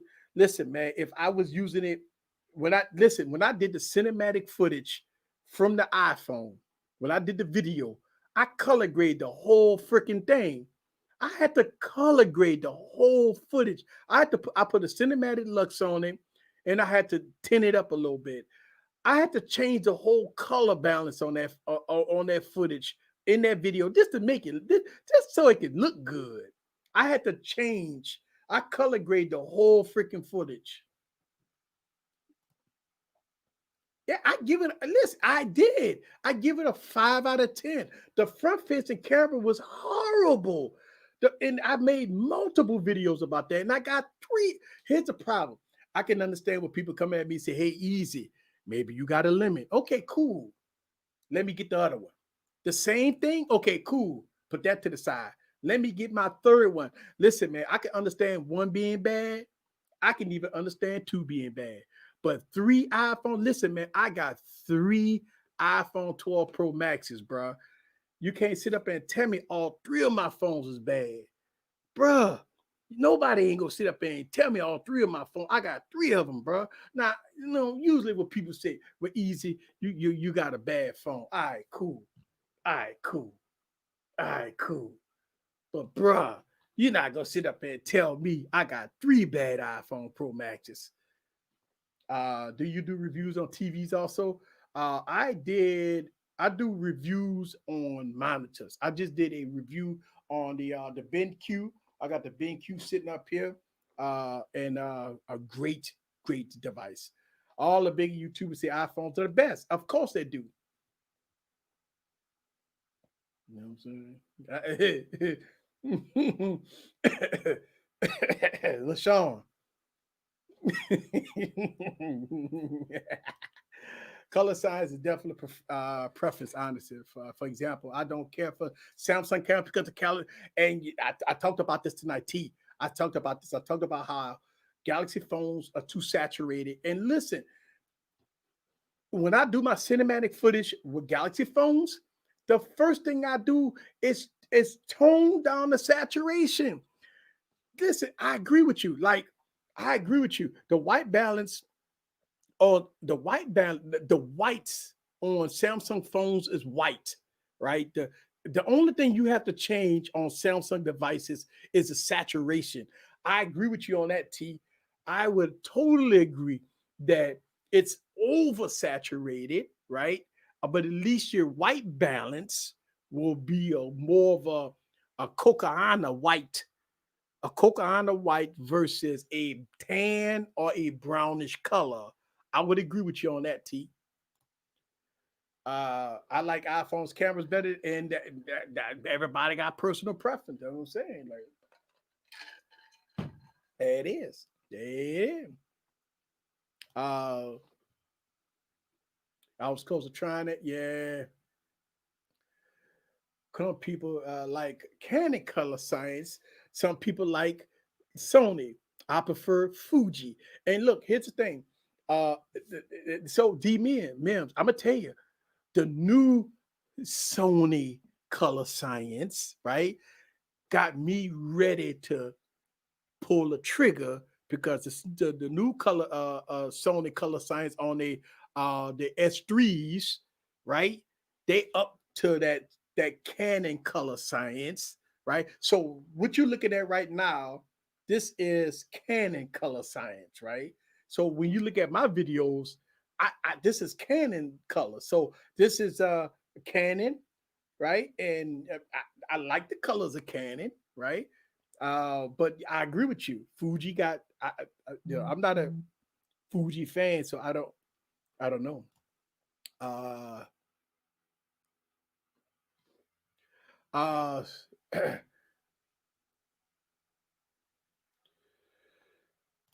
it is. Let's see. Usually when we talk about iPhones and everything, you know, it brings up a good debate, and we can debate. Um, I'm every year, man. Look, every year when I get an iPhone, right? Every year, man, I put it to the test on my channel. How many phones have I did with the iPhone 12 Pro Max against Galaxy, Sony, LG, right? I didn't put them against those phones, and I got more comparisons coming. And my whole thing is I let people be the judge to themselves. That's what I say. You be the judge for yourself. But if I had to, set my opinion in it, when I talk about my opinion, I say, you know what? Yeah, I'm not liking the. I don't like the representation of how. And look, the most disappointing part about me when I do Apple iPhone videos is the front facing camera. Oh God! Look, I could deal with the color science from iPhones, right? The rear cameras. I could color grade that. I ain't tripping. You cannot color grade the front facing camera. It's just awful, bro. Like, just be honest. At night, and when I do my nighttime footage with iPhones, it's laughable how awful the iPhone cameras are in the front. The front facing cameras are dead fucking awful. Um, but the rear cameras, I ain't tripping. I can color grade them. I can color grade them.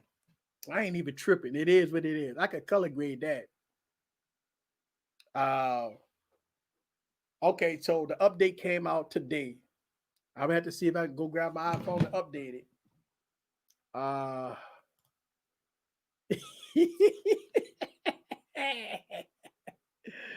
uh the Pixel stills the best cameras. I would agree that the Pixel cameras, the still footage, is still the best, period.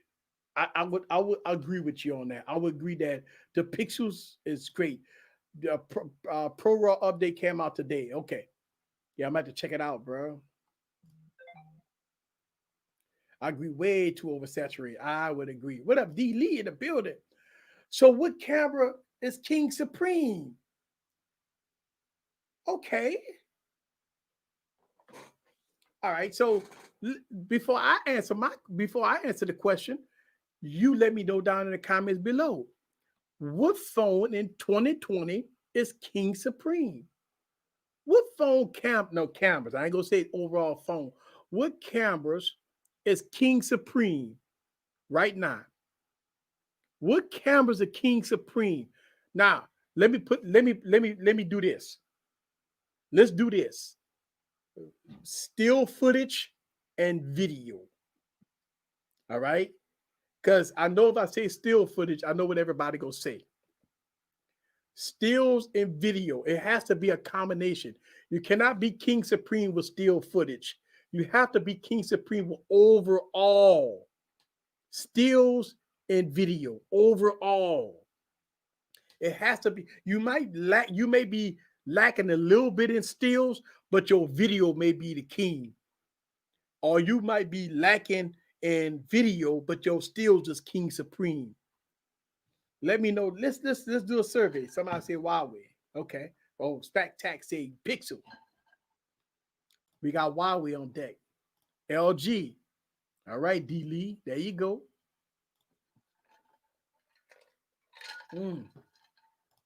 Somebody say the Note 20 Ultra. All right. What up, Sean? If you're new to the channel, go and hit the subscribe button, baby.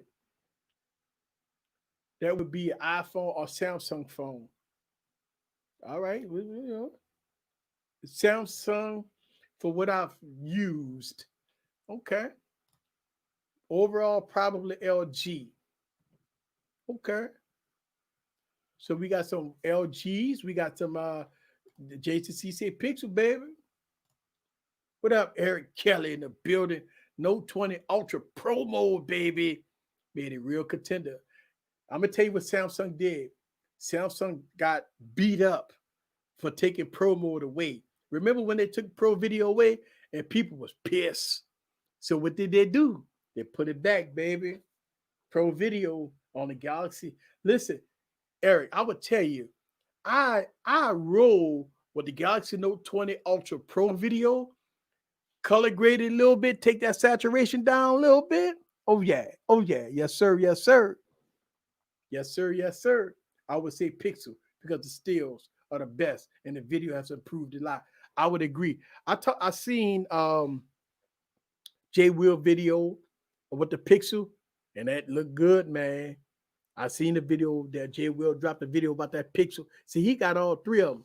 See, you know, when you're the man, you're up there, you know what I'm saying? I'm still small change, you know what I'm saying? So yeah. All right. What we got? Maybe Huawei. You know, Huawei. Pixels don't have 4K in the front, right? Yeah. Yeah, they still rocking 1080p. Pixel. Yeah, I was pissed. I know you was, but I'll be pissed too. Tech gentleman. That's right. I've been subscribed for a while. Wife from New Orleans. So I'm a supporter. For sure. Yes, indeed. Welcome to the Superdome, baby. Welcome to the Superdome. Look, we lost yesterday. It's all good. Let me tell you something. We won 9. See, people always get this shit twisted. We won 9 straight. Of course, we got to lose 1. A lot of people like, oh, bro, the Saint. Dog, hold on. Time out, player. We won 9 games straight. Hold on. Stop. Pause. We won 9 games straight, dog. We gotta take a break. Dog, hold on. Look at the Steelers. The Steelers on a 2-game losing streak right now. Come on, player. The Saints have won 9 games, dog. It's all good. We all right. 11. I would agree with you, but we go talk about 2020, player. Like we go talk about 2020. So you say iPhone 12 and iPhone 12, all right? I'm just happy that I got to shoot at 60 frames per second. Look, man, let's talk about 60 frames per second. I'm glad I got T in here. I'm T. Are you in here? I want to make sure T in here. T. I'm gonna make sure technical T. We gotta talk about 60 frames per second, bro. I just want before I talk about 60 frames per second, I just want to make sure T in it because he go vouch for me on this one. I think people get to 60 frames per second messed up a little bit. Yo, all right, cool. All right, T in here. All right, check this out, right? Now let's talk about 60 frames per second. And 60 frames per second, when we talk about 60 frames per second, it's one of those things that when you go shoot 60 frames per second, the intention of shooting 60 frames per second is slow it down and do slow-mo shots. Just say, for instance, I did the cinematic video. I shot that at 60 frames per second, but I slowed it down 50% and I put it in a 30 FPS timeline so I can slow it down. Most of your filmmakers go shooting 24 or 30 frames per second. They go shooting 60 frames per second to slow it down. And this is one of the reasons why I use 60 frames per second. Anytime you see somebody that's using 4K 60, and you're gonna see a lot of slow-mo B-rolls, you're gonna see a lot of slow motion shots. And you see that in my channel, I shoot 60 frames per second. I put it in 30 frames per second timeline and slow it down. 60 frames per second is a fast motion FPS. That's the intentions is to slow it down. Same thing with 120 frames per second. It's to slow it down in post. That's why you hear stuff like 240 frames per second, 120 frames per second. That's called slow motion, right? Just people that like 60 frames per second is for sporting events or gaming, like somebody DMF is gaming. But 60 frames per second is large files. 4K 60 frames per second is large files. But the intention of 60 frames per second is to slow it down to do a slow-mo effect. Now, I don't never shoot in 60 frames per second unless I want to slow the footage down. So if I'm going to shoot a video and I know I'm going to slow it down, then I'm going to shoot in 60 frames per second. And I'm going to slow that footage down to 30 frames per second to give you that slow-mo effect so you won't get no jittery. So please understand how when you hear people say, I shoot in 24 frames per second, or you hear people say they're shooting 30 frames per second, they don't go no faster. Say that is because normal filmmakers, YouTubers were shooting 20. I shoot in 24 and 30 frames per second. Some of my videos I might shoot in 24 frames per second. Most of your talking head videos, you're gonna shoot in 24 frames per second or 30 frames per second. Most of your slow-mo video, you're gonna shoot at 60 frames per second. You're gonna slow it down to 30 frames in the 30 frame timeline. That's why I want a T in the building, because maybe I might be talking wrong. Maybe T. Oh, I see T right there. Right. That's why I wanted to make sure T was in the building, because T understand what I'm talking about. Yes, sir. 60 frames per second is slowing down only. When someone uses 60 frames per second for a talking head video, it is weird. When I do see 60 frames per second with people talking a talking head video, it does look weird. You see it's all jittery and stuff. So this live stream is at 24 frames per second. Think about it. I'm shooting at 24 frames and it looks good, but you do see some motion, right? Because the naked eye want to see motion. So you see 24 frames per second. So don't get it twisted when you hear 60 frames per second. The wide phones don't have 60 frames per second. And the reason why I say this is because when I shot with the LG Wing, right? When I shot with the LG Wing, with the the mode, right? The LG Wing with the gimbal mode, it only goes up to 30 frames per second, but it's so smooth, you don't need 60 frames per second. So I see why LG did it. It's because with the gimbal mode, you don't need 60 frames per second because it's already smooth. So you go get that smooth uh sailing. Um, I use 90 FPS. So if I use 90 FPS, I'm definitely gonna do some slow-mo shots. And but that's why I want to make sure T was in there. I just want to make sure that we get this clarification about 24 or 30 frames per second. Most of your filmmakers go shooting 24 frames. T, what you shooting? 24 or 30 frames per second. I'm sure that technically T shooting 24 frames per second. I know Gerald Undone came out and said he shoot at 30 frames per second. I think MKBHD shoot at 24 frames per second. Unbox Therapy shoot at 24 frames per second. A lot of your bigger YouTubers go shoot at 24 frames per second.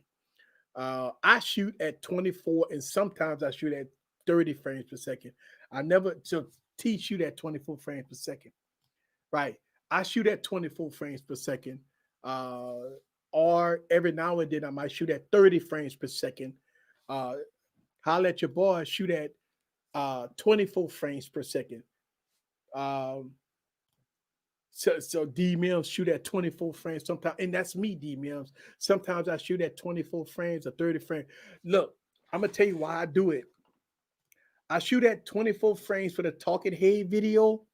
My top my top camera is at 30 frames per second. It's because I'm doing product shots. When I'm doing B rolls, I'm shooting that at 60 frames per second and slowing it down to 30 frames per second. But my talking head is 24 frames. My top camera is 30 frames. My B rolls is at 60 frames.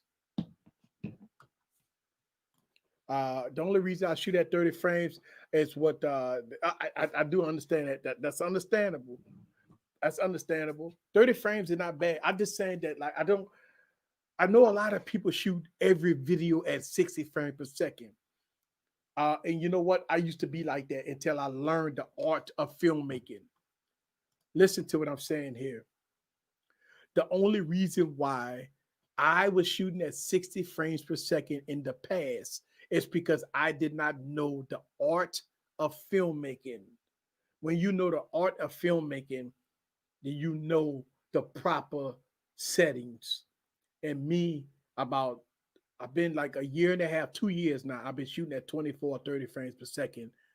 But when I first started my YouTube channel, for about 3 years, I shot at 60 frames per second. But as I learned the art of filmmaking, I went to 24 frames per second or 30 frames per second. And I use 60 frames per second and I slow it down to 30 frames per second to get slow mo effects when I'm using my slider or I'm using when I'm doing cinematic footage. So uh, that's so it's no. I say that to say this: if a phone doesn't have 60 frames per second, to me, it's no big deal. If because I never use 60 frames per second unless I'm filming something that I know I'm gonna slow down. Yeah, T, I got a slider.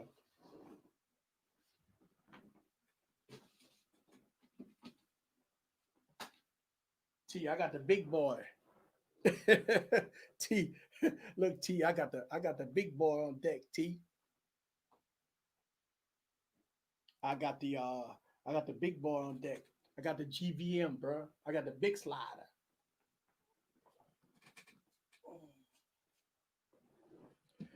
I got the big slider, bro. I love us, bro.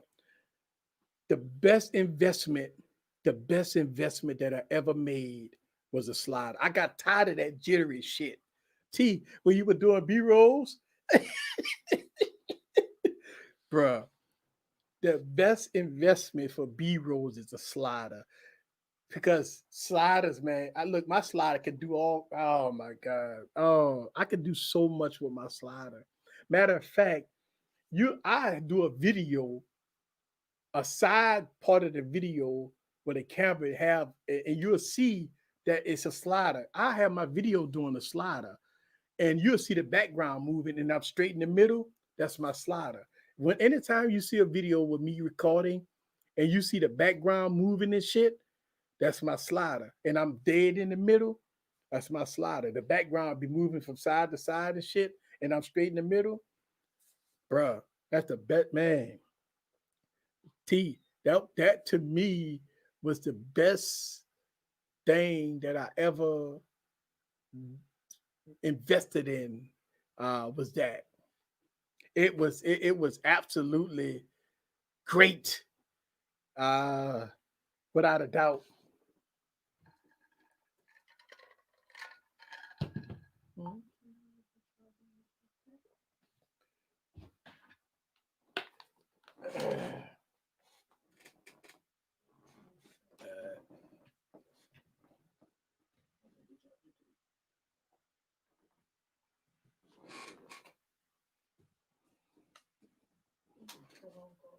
I don't have it. Up in the car. All right. Slider, yes.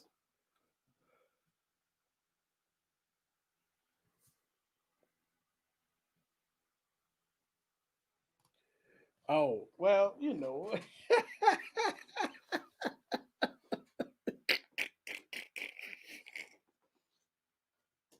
all the time, baby. All the time.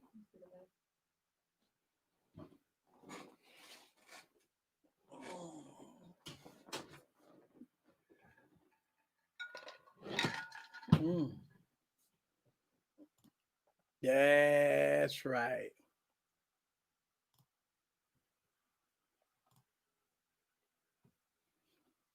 Mm, wow, man. So the sliders are good, man. I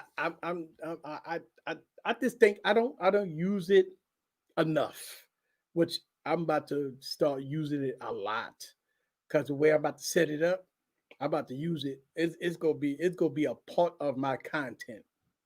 So definitely gonna use the slider, man. Slider is best investment I ever made, man. I got tired of my jittery B rolls. Man, doing a B roll, man. Every time you turn around, I'm using warp stabilizer and shit, man. I'm like, nah, man, I can't do this. Hmm. So, uh, man, we've been having us a good discussion.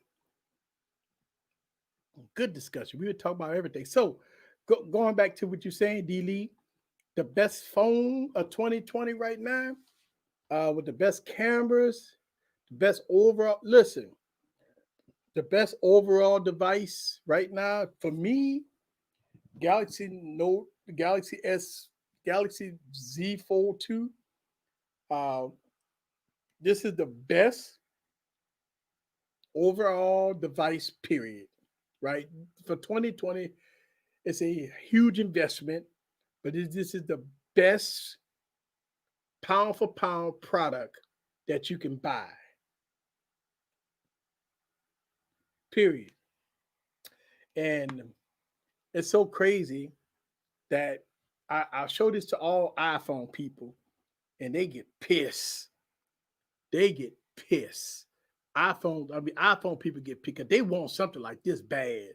You talk to any iPhone person and you show them a Z Fold, they want this with iOS on it bad.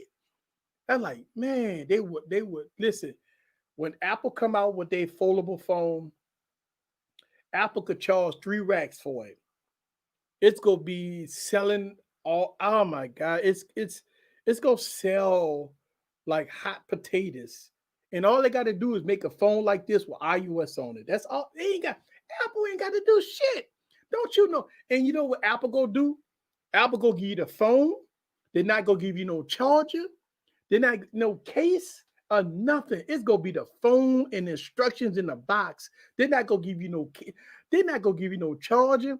They're not gonna give you no headphones. They're not gonna give you nothing. They're gonna give you the phone and they're gonna charge you 3 racks. They're gonna charge you 3 racks. Watch what I tell you. When Apple come out with their foldable phone, it's gonna be like 3 racks. You ain't getting no charger, no nothing. They're gonna give you the phone in the box. And then Apple Care on the foldable go be like $1,000. Watch. Apple Care on the foldable phone gonna be over. It's gonna probably be over $1,000.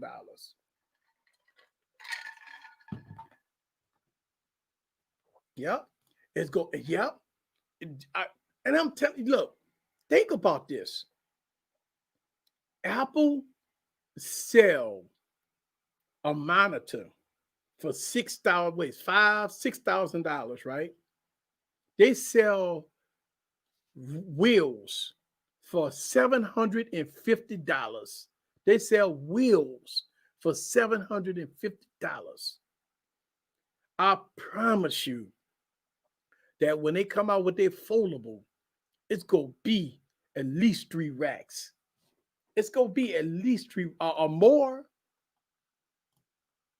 When Apple does it, is doing is does it is done right. Jay Boogie, I agree with you. Jay Boog, I would, but is it really gonna be right? Jay Boog, think about this. The foldable phone that Apple will create It's nothing but an iPad, bro, that go fold into a phone. That's all it gonna be, bro. It ain't gonna be nothing but an iPad that folds into a phone. It's gonna be a iPad Mini with no bezels that folds into a phone. iPad Minis is what, 7.8 inch display. Well, guess what? What you think Samsung got here, right? Samsung got the same display, but the iPad Mini is bigger. iPad Mini, no bezels, right? And that folds like a phone, and it's gonna be 3 racks. I'm telling you, that's all Apple gonna do. Yep, $1,000 stand.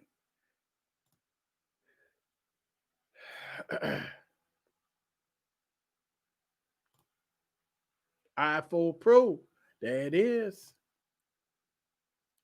But easy. It got iMessage. That's right. That's right. There you go. But bro, say, bro. I, and you know what's so crazy, LaShawn? It will probably have a notch.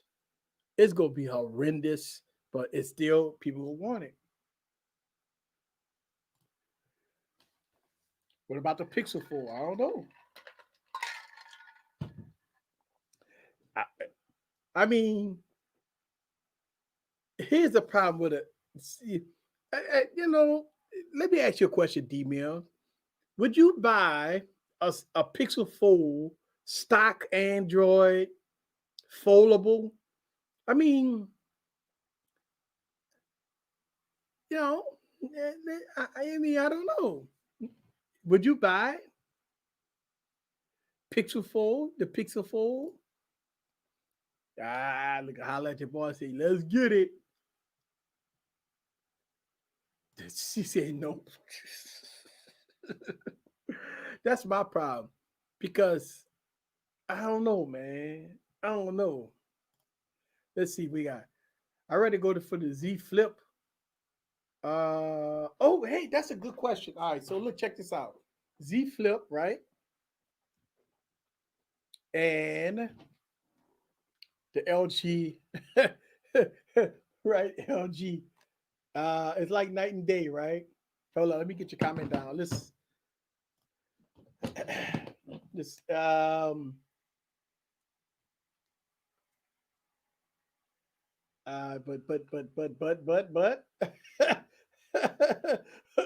but but nah, I think I'll go with the LG.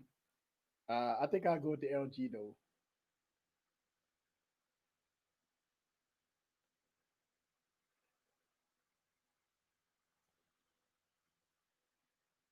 I go with the LG.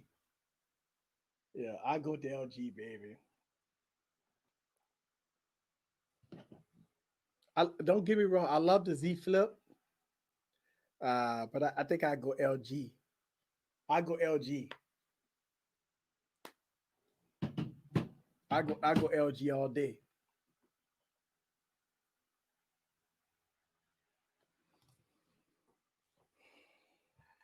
Oh, her or dog. I would agree with you on that one. It'd be a horrible idea. Not with Google hardware. And you know what, Sean? I agree. Oh my God, could you imagine a foldable phone coming from Google with the same design as a Pixel? Bro, that would be horrendous. I go with the flippy flip. Okay, not the LeBron's color. Let's see. Who is the target audience for foldable for functionality? Seems like the Note series would be a better choice. Nope. I'm gonna tell you what the targeted audience for foldables: content creators, business owners, and college students. You know why? Because you got this phone that you could text, and then if you need to get a tablet, you got a bigger canvas, right? But you have a tablet, then you could wirelessly connect it to a monitor or a TV set in a dorm room and have decks.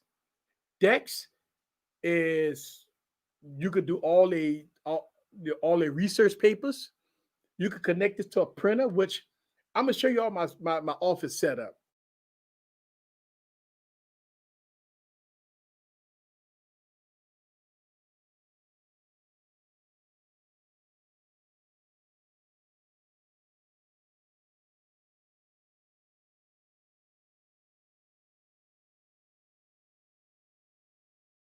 Right, one day I'm gonna.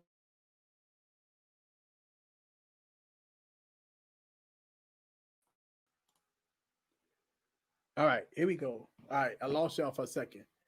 So I got a whole office setup. Yeah, yeah, I know I froze. Yeah, I know. I got a whole office setup. Uh, what the Galaxy Fold, wirelessly connecting it to my monitor, Bluetooth keyboard and mouse. You got Word, PowerPoint, Excel spreadsheets. You got the net. You can copy and paste. You can use it as a PC. That's listen, man. I know people get upset when I talk about Dex, right? I'm gonna say this. Dex gives you a PC-like experience. Not only that, but I made videos about using Splashtop to remote log in to a cloud server that's running full-fledged Windows 10 that you can run Windows 10 on Dex using a cloud server. I made videos about this. That means that not only do you can wirelessly Dex it to the wireless Dex to a monitor, now you can run full-fledged Windows 10 from your smartphone and get a fast, fluid experience, no compromises. Shout out to my new member. Thank you. Thank you very much. Thank you. Listen, this is important. I need to make do this public service announcement. For everybody that's a member on my channel, you get to see videos first. You get to see videos that never go on YouTube. Y'all guys get to see everything exclusive. I appreciate my members. I'm trying to grow my members audience up. And all my members, I do appreciate y'all. Y'all get the spice, baby. All my members get spice. Thank you very much for being a member. If you want to become a member and get full access to all my videos first, and listen, if not only that, I have videos on my channel that are on my members only that would never go on YouTube. Stuff like me and TK on Bourbon Street. Stuff, listen, those are classics. I got 2 or 3 videos of Bourbon Street videos where it's demonetized and it's there, right? Me and TK enjoying ourselves. Those type of videos would never go on YouTube. Those are members only videos. Any video that I make that I believe that's for members only, I put it on my members only. Y'all will see that forever. Whoa, thank you very much. Thank you for becoming a member. Tech for your needs, become a member. Thank you very much for becoming a member. Thank you. Again, for all exclusivity, become a member. You go get it, people. Thank you very much. I appreciate that. Dex, there it is. Welcome. J Bug, why? You don't believe in Dex? Yes. Yeah.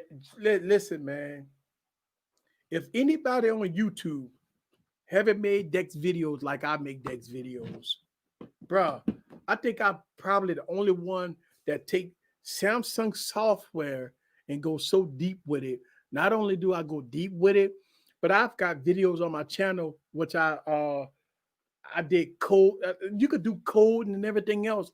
It's a lot, man, that I've done with Dex, man. One day I'll do Dex. Ha! No, indeed. The Surface Duo is the one that's supposed to listen, man. This is the most disappointing product of 2020. the Surface Duo. And the reason why is because that product was supposed to give you a, a all around experience of everything, and it didn't do it. It didn't do it.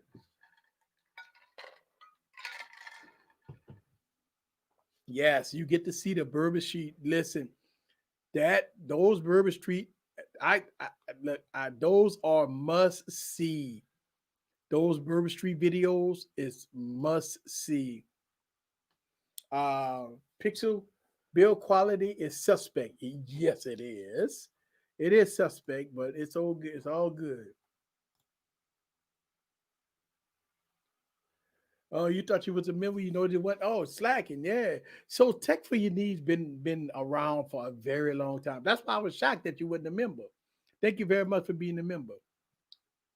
Thank you very much. So I was supposed to make a video tonight for my members, but obviously I'm live streaming, so y'all guys won't get a video tonight, but you will get a video tomorrow. Uh, but I will be posting a video tomorrow for my members only. Definitely. Thank you very much. I appreciate that.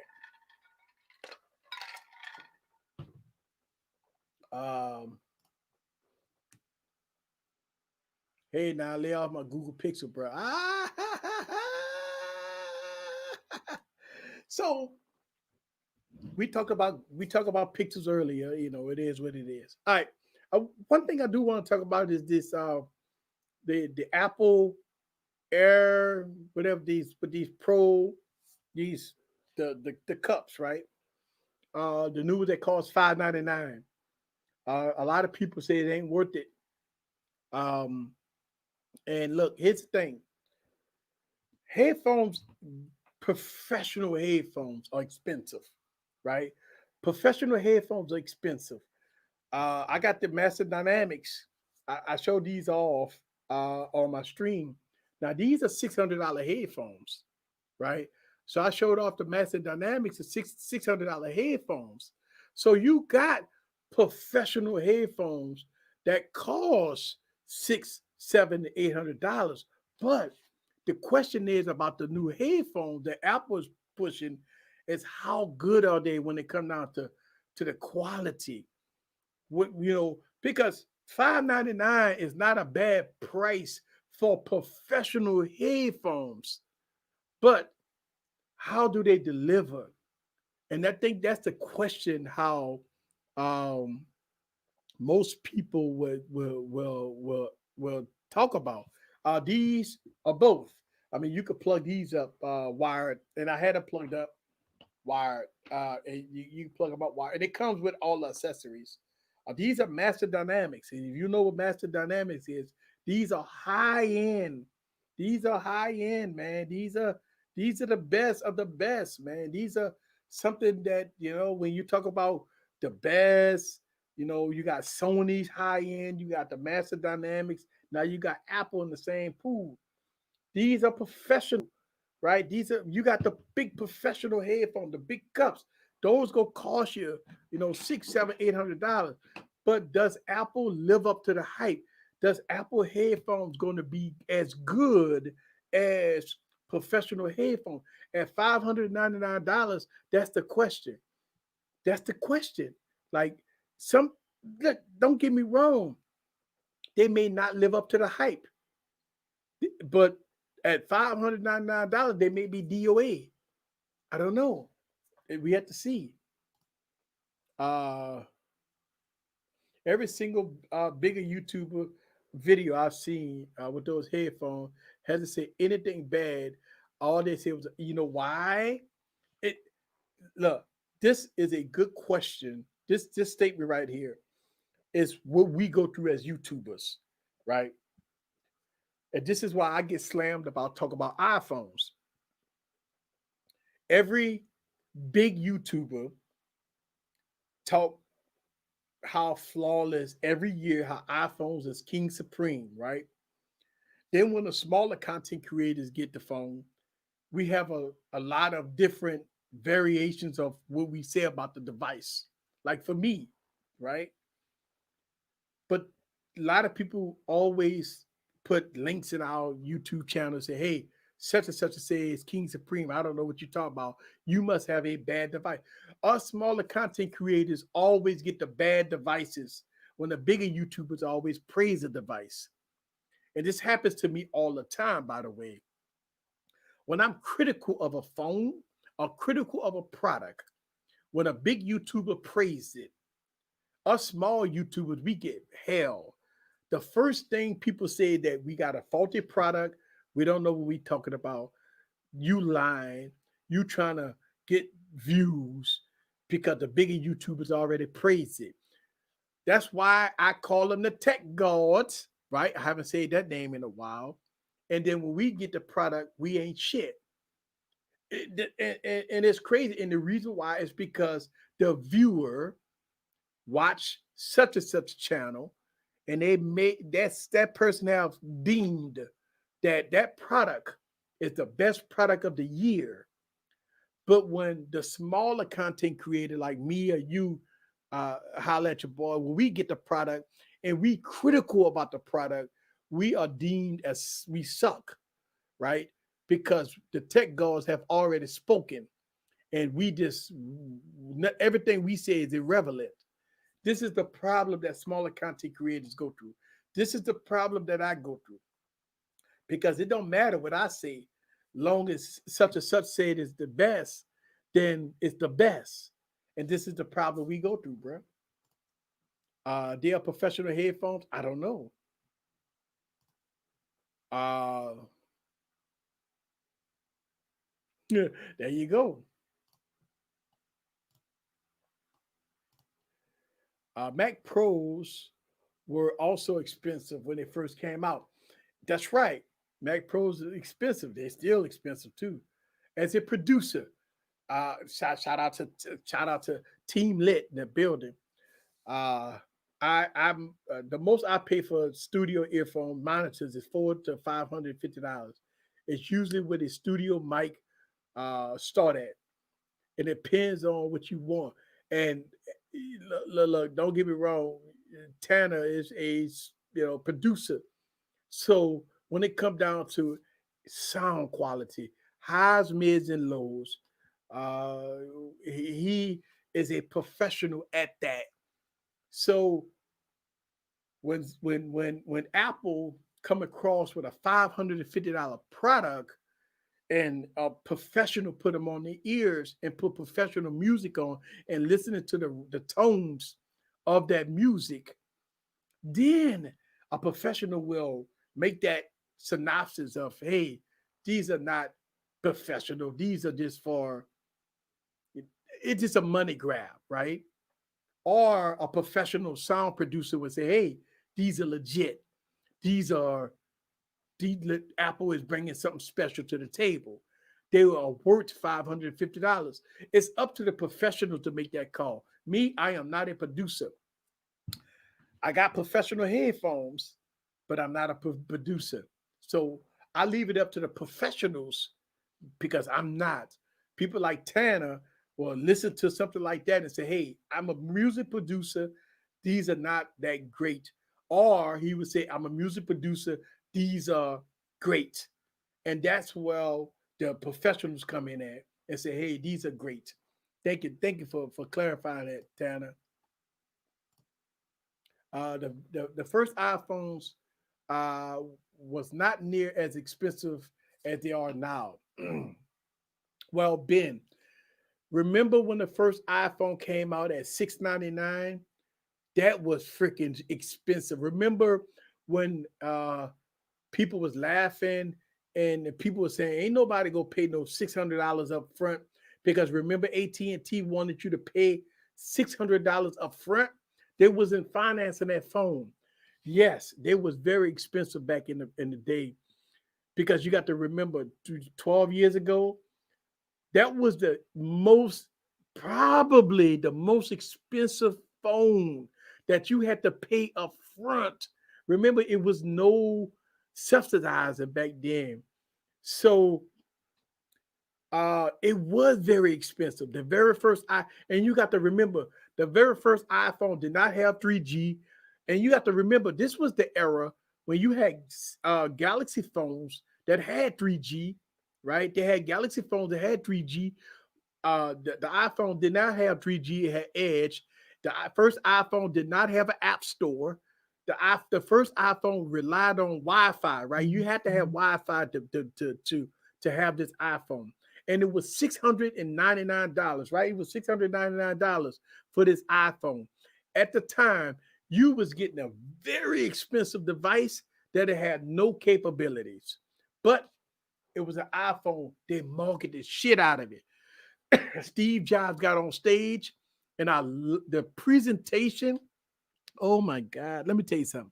If you ever go back and watch Steve Jobs' first iPhone the iPhone presentation, the way he did it, it made everybody want an iPhone. But once you got the product, the battery life was like what 2 hours of screen on time. You had no app store. You was running on Edge. The build quality was beautiful, but it was an iPhone. And Steve Jobs, it was the way he did it. But the first iPhone was trash, bro. I got it, but yeah, I see you. Best monitors will always be Sony, uh, or the 7509 made for studios. 7509 is rare. Okay, I have two pair of the MDRs. Okay, for sure. I'm going back. I'm going through the timeline, y'all. I'm sorry. Uh,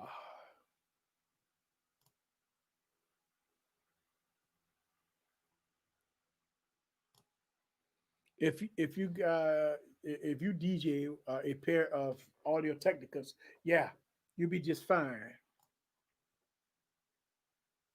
They didn't even have contracts. They was woof, right. Yeah, the first iPhone was it was a great at its time. Yeah, Apple's not the same without Steve, man.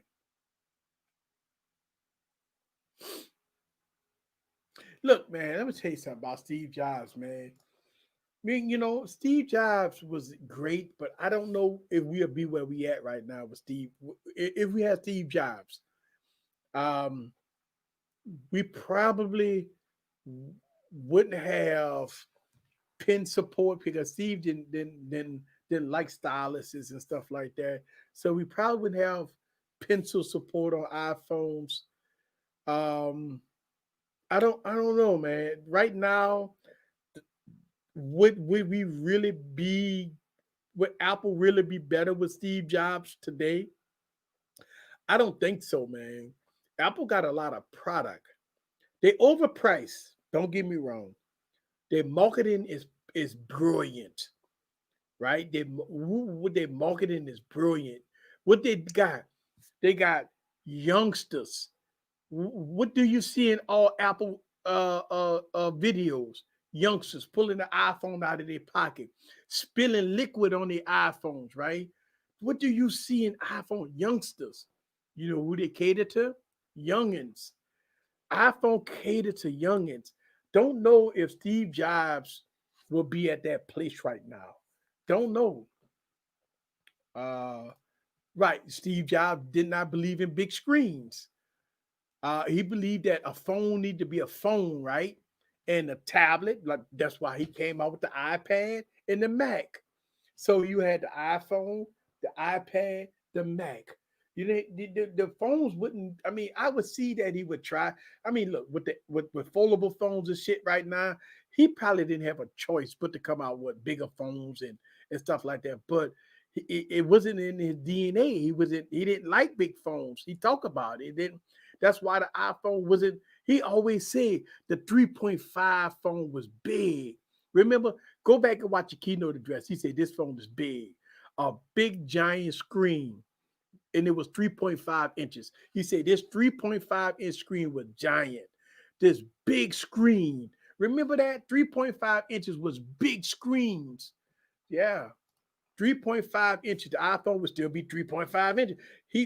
That's right. He always used to talk about that the iPhone, that 3.5-inch screen was big. Then when they came out with the 4-inch phone, That was big. That was giant. That was huge. I don't know, man. I don't know. I would see that. Yes, I would agree that with Steve Jobs, innovation would be a lot better than what it is now. But it, I don't know, man. It would have been hard for Steve Jobs to go to a 6 point. Think about this. Would you ever think that Steve Jobs would be at a 6.7, what, 6.8 inch phone, 6.5 inch phone right now? 6.7 inch phone? It's that's too big.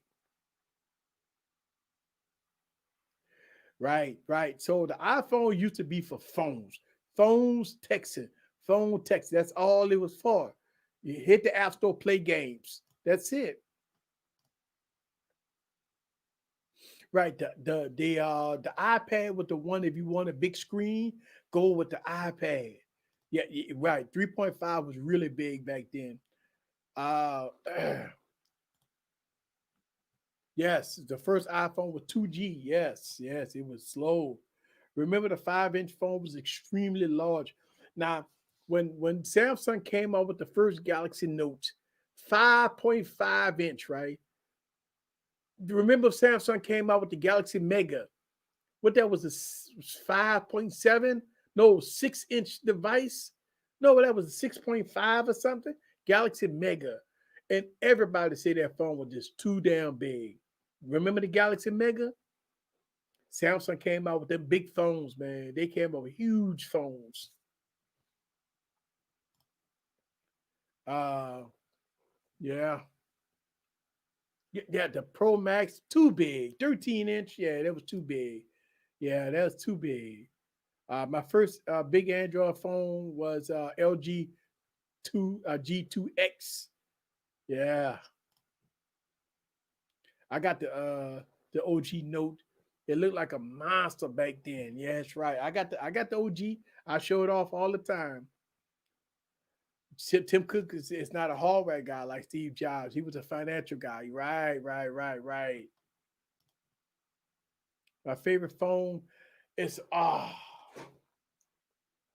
bruh. So I had the Sony Xperia Z Ultra, right? I had two of them. Bruh, let me tell you something. I'm on Amazon like last week looking for them phones, bruh. Bruh, that phone was like what, a 6.5 inch? Oh, I probably gonna pick that phone up very soon. I seen them on Amazon for like $300, man. The Sony Xperia Z Ultra, and it had pin support. Remember that thing had pin support? Man, bruh. Ah, the Mega was okay. 5.8, 6.3. Yes, yes, it was huge phones. Nexus 6 was a big phone too. Yes, it was. I got the Nexus 6. I always talk about that. College student here. All right, let's see. With the new Galaxy Z Fold 2, um, and let's just say, and I would be looking forward to pushing this device for all my schoolwork needs. Yeah. So, okay, check this out. Hold on. We'll stop. Hold on. If hold on, I want to answer this. I want to answer this. I want to put this in two perspectives, right? But I don't want to steer you wrong because the Galaxy Z Fold 2 is a $2,000 product. Listen to me, college student. All right. If you could get the Galaxy Z Fold 2, perfect. Watch my channel. I got so many videos to help you out. But I would say if you don't have the Z Fold 2 and you know the Z Fold 2 cost $2,000, as a college student, I would say no because you could buy a $500 laptop, right, and get a phone for $400 and still have change left over.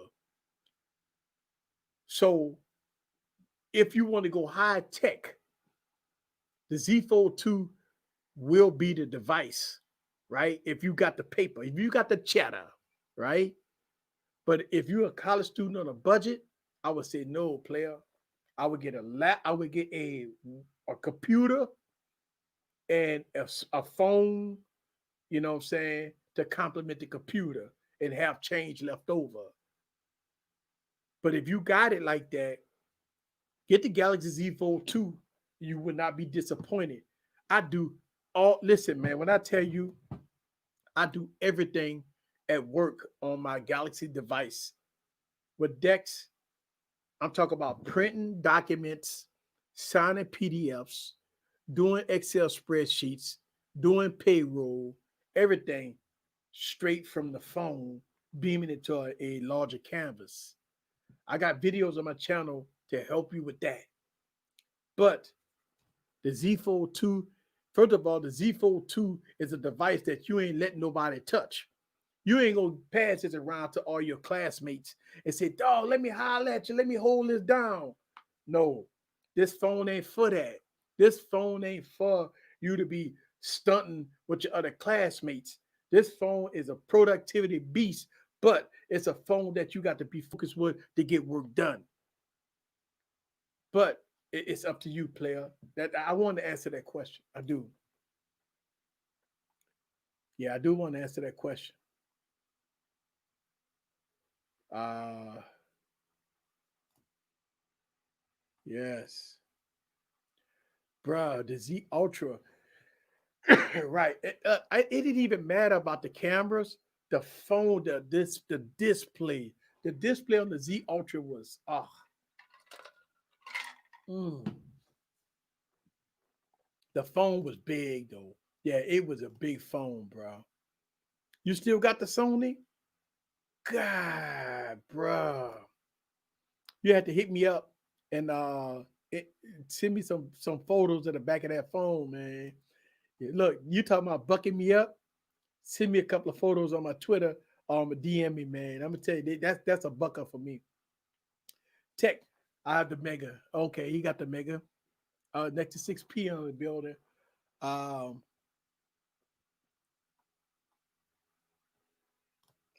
yeah, they give it got the eight wait 810 processor in it, right? No, 800 processor in it with 4 gigs of RAM. 800 processor, 4 gigs of RAM in that phone, man. Man, love that phone. Dex is a winner. Dex is a winner. Well, here's the problem. People, they come at me about Dex all the time, but if you use Dex the way I use Dex, it is a winner. Yeah. I remember when I was using the Zenfone 3. I got videos on my channel on the Zenfone 3, by the way. I got videos about the Zenfone 3. I no one knew that Asus was so I was pissing people, passing it to people. Yeah, I got the Zenfone 3.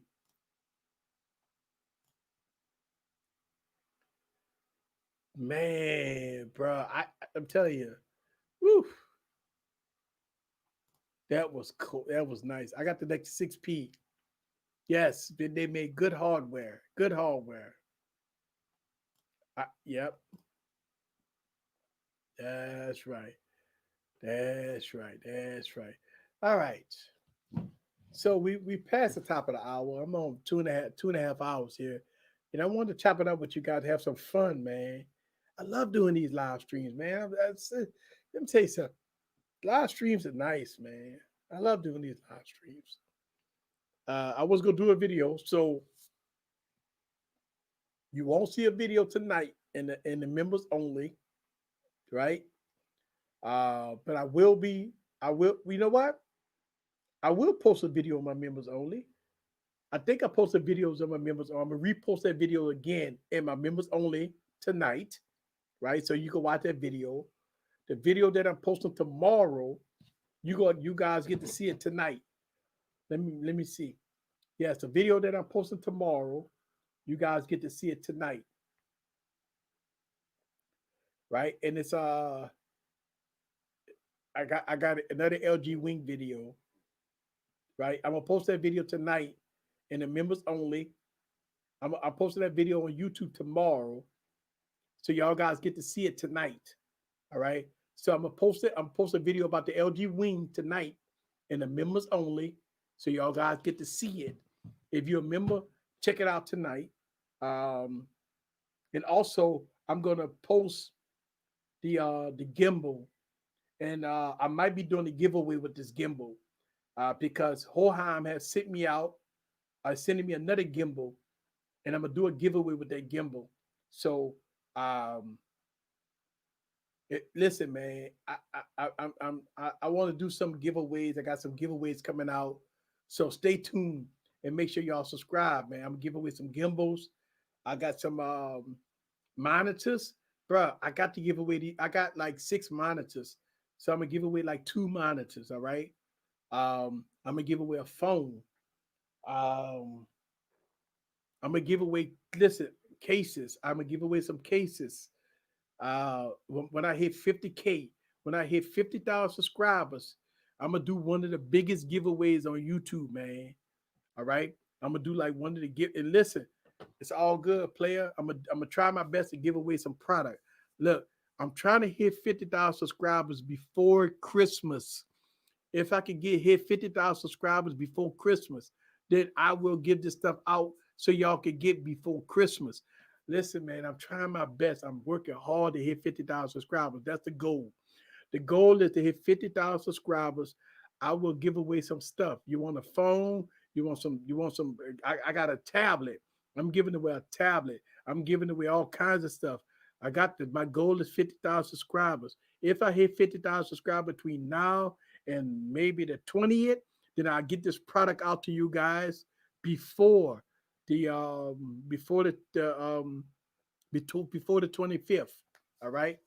Hopefully I can get, if I hit 50,000 subscribers in the next 6 7 days, I will get this product out to you guys. So it's a big push. I've been trying my best to get this done. If not, then it's gonna be a New Year's, whatever.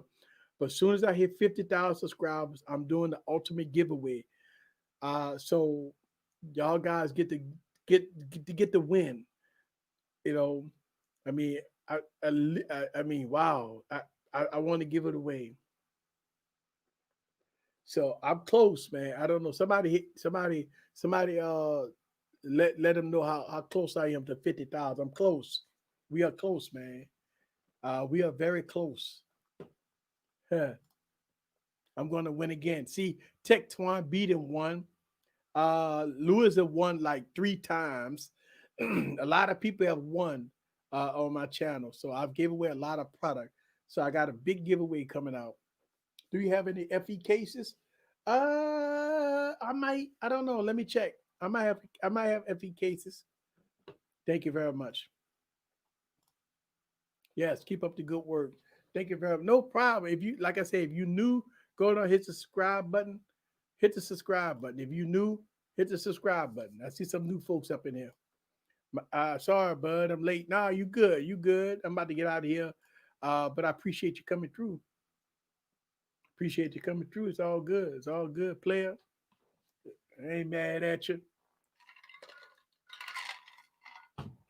Shout out to my Who That Nation in the building. That's right. Hold up, Jason C said, I'm interested in seeing what they do with the next Z Flip. They're supposed to be putting the bigger display in the front.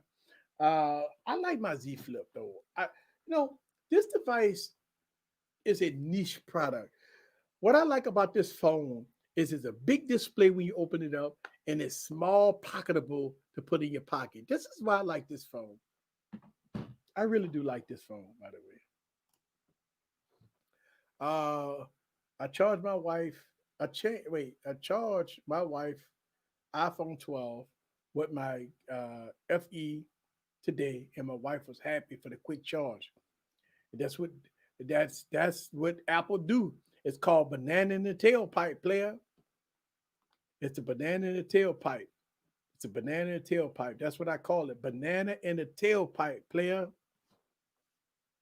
That's what it is. Banana in the tailpipe.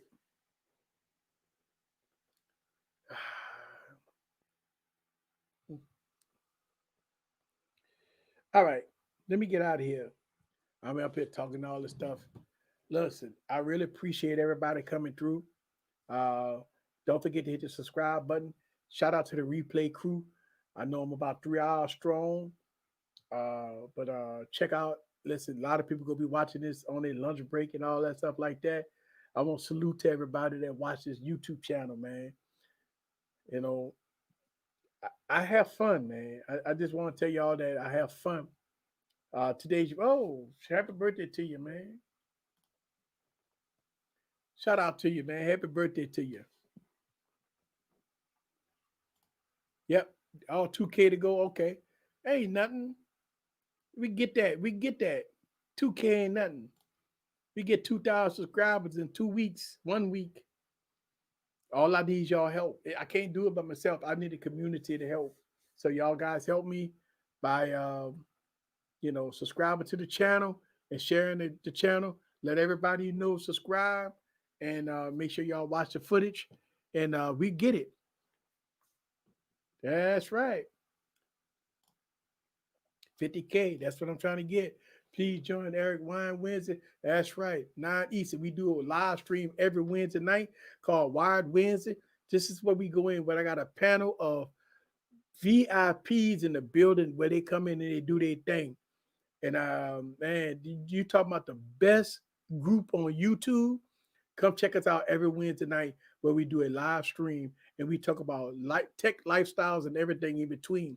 We get your questions in. We got a whole panel of people where we gonna have some fun and go from there. Thank you, Tequan B. Happy birthday to you, man. All right, guys. So I'm about to get out of here. Thank y'all very much for checking out the live stream. Don't forget to hit that like button and subscribe on the way out.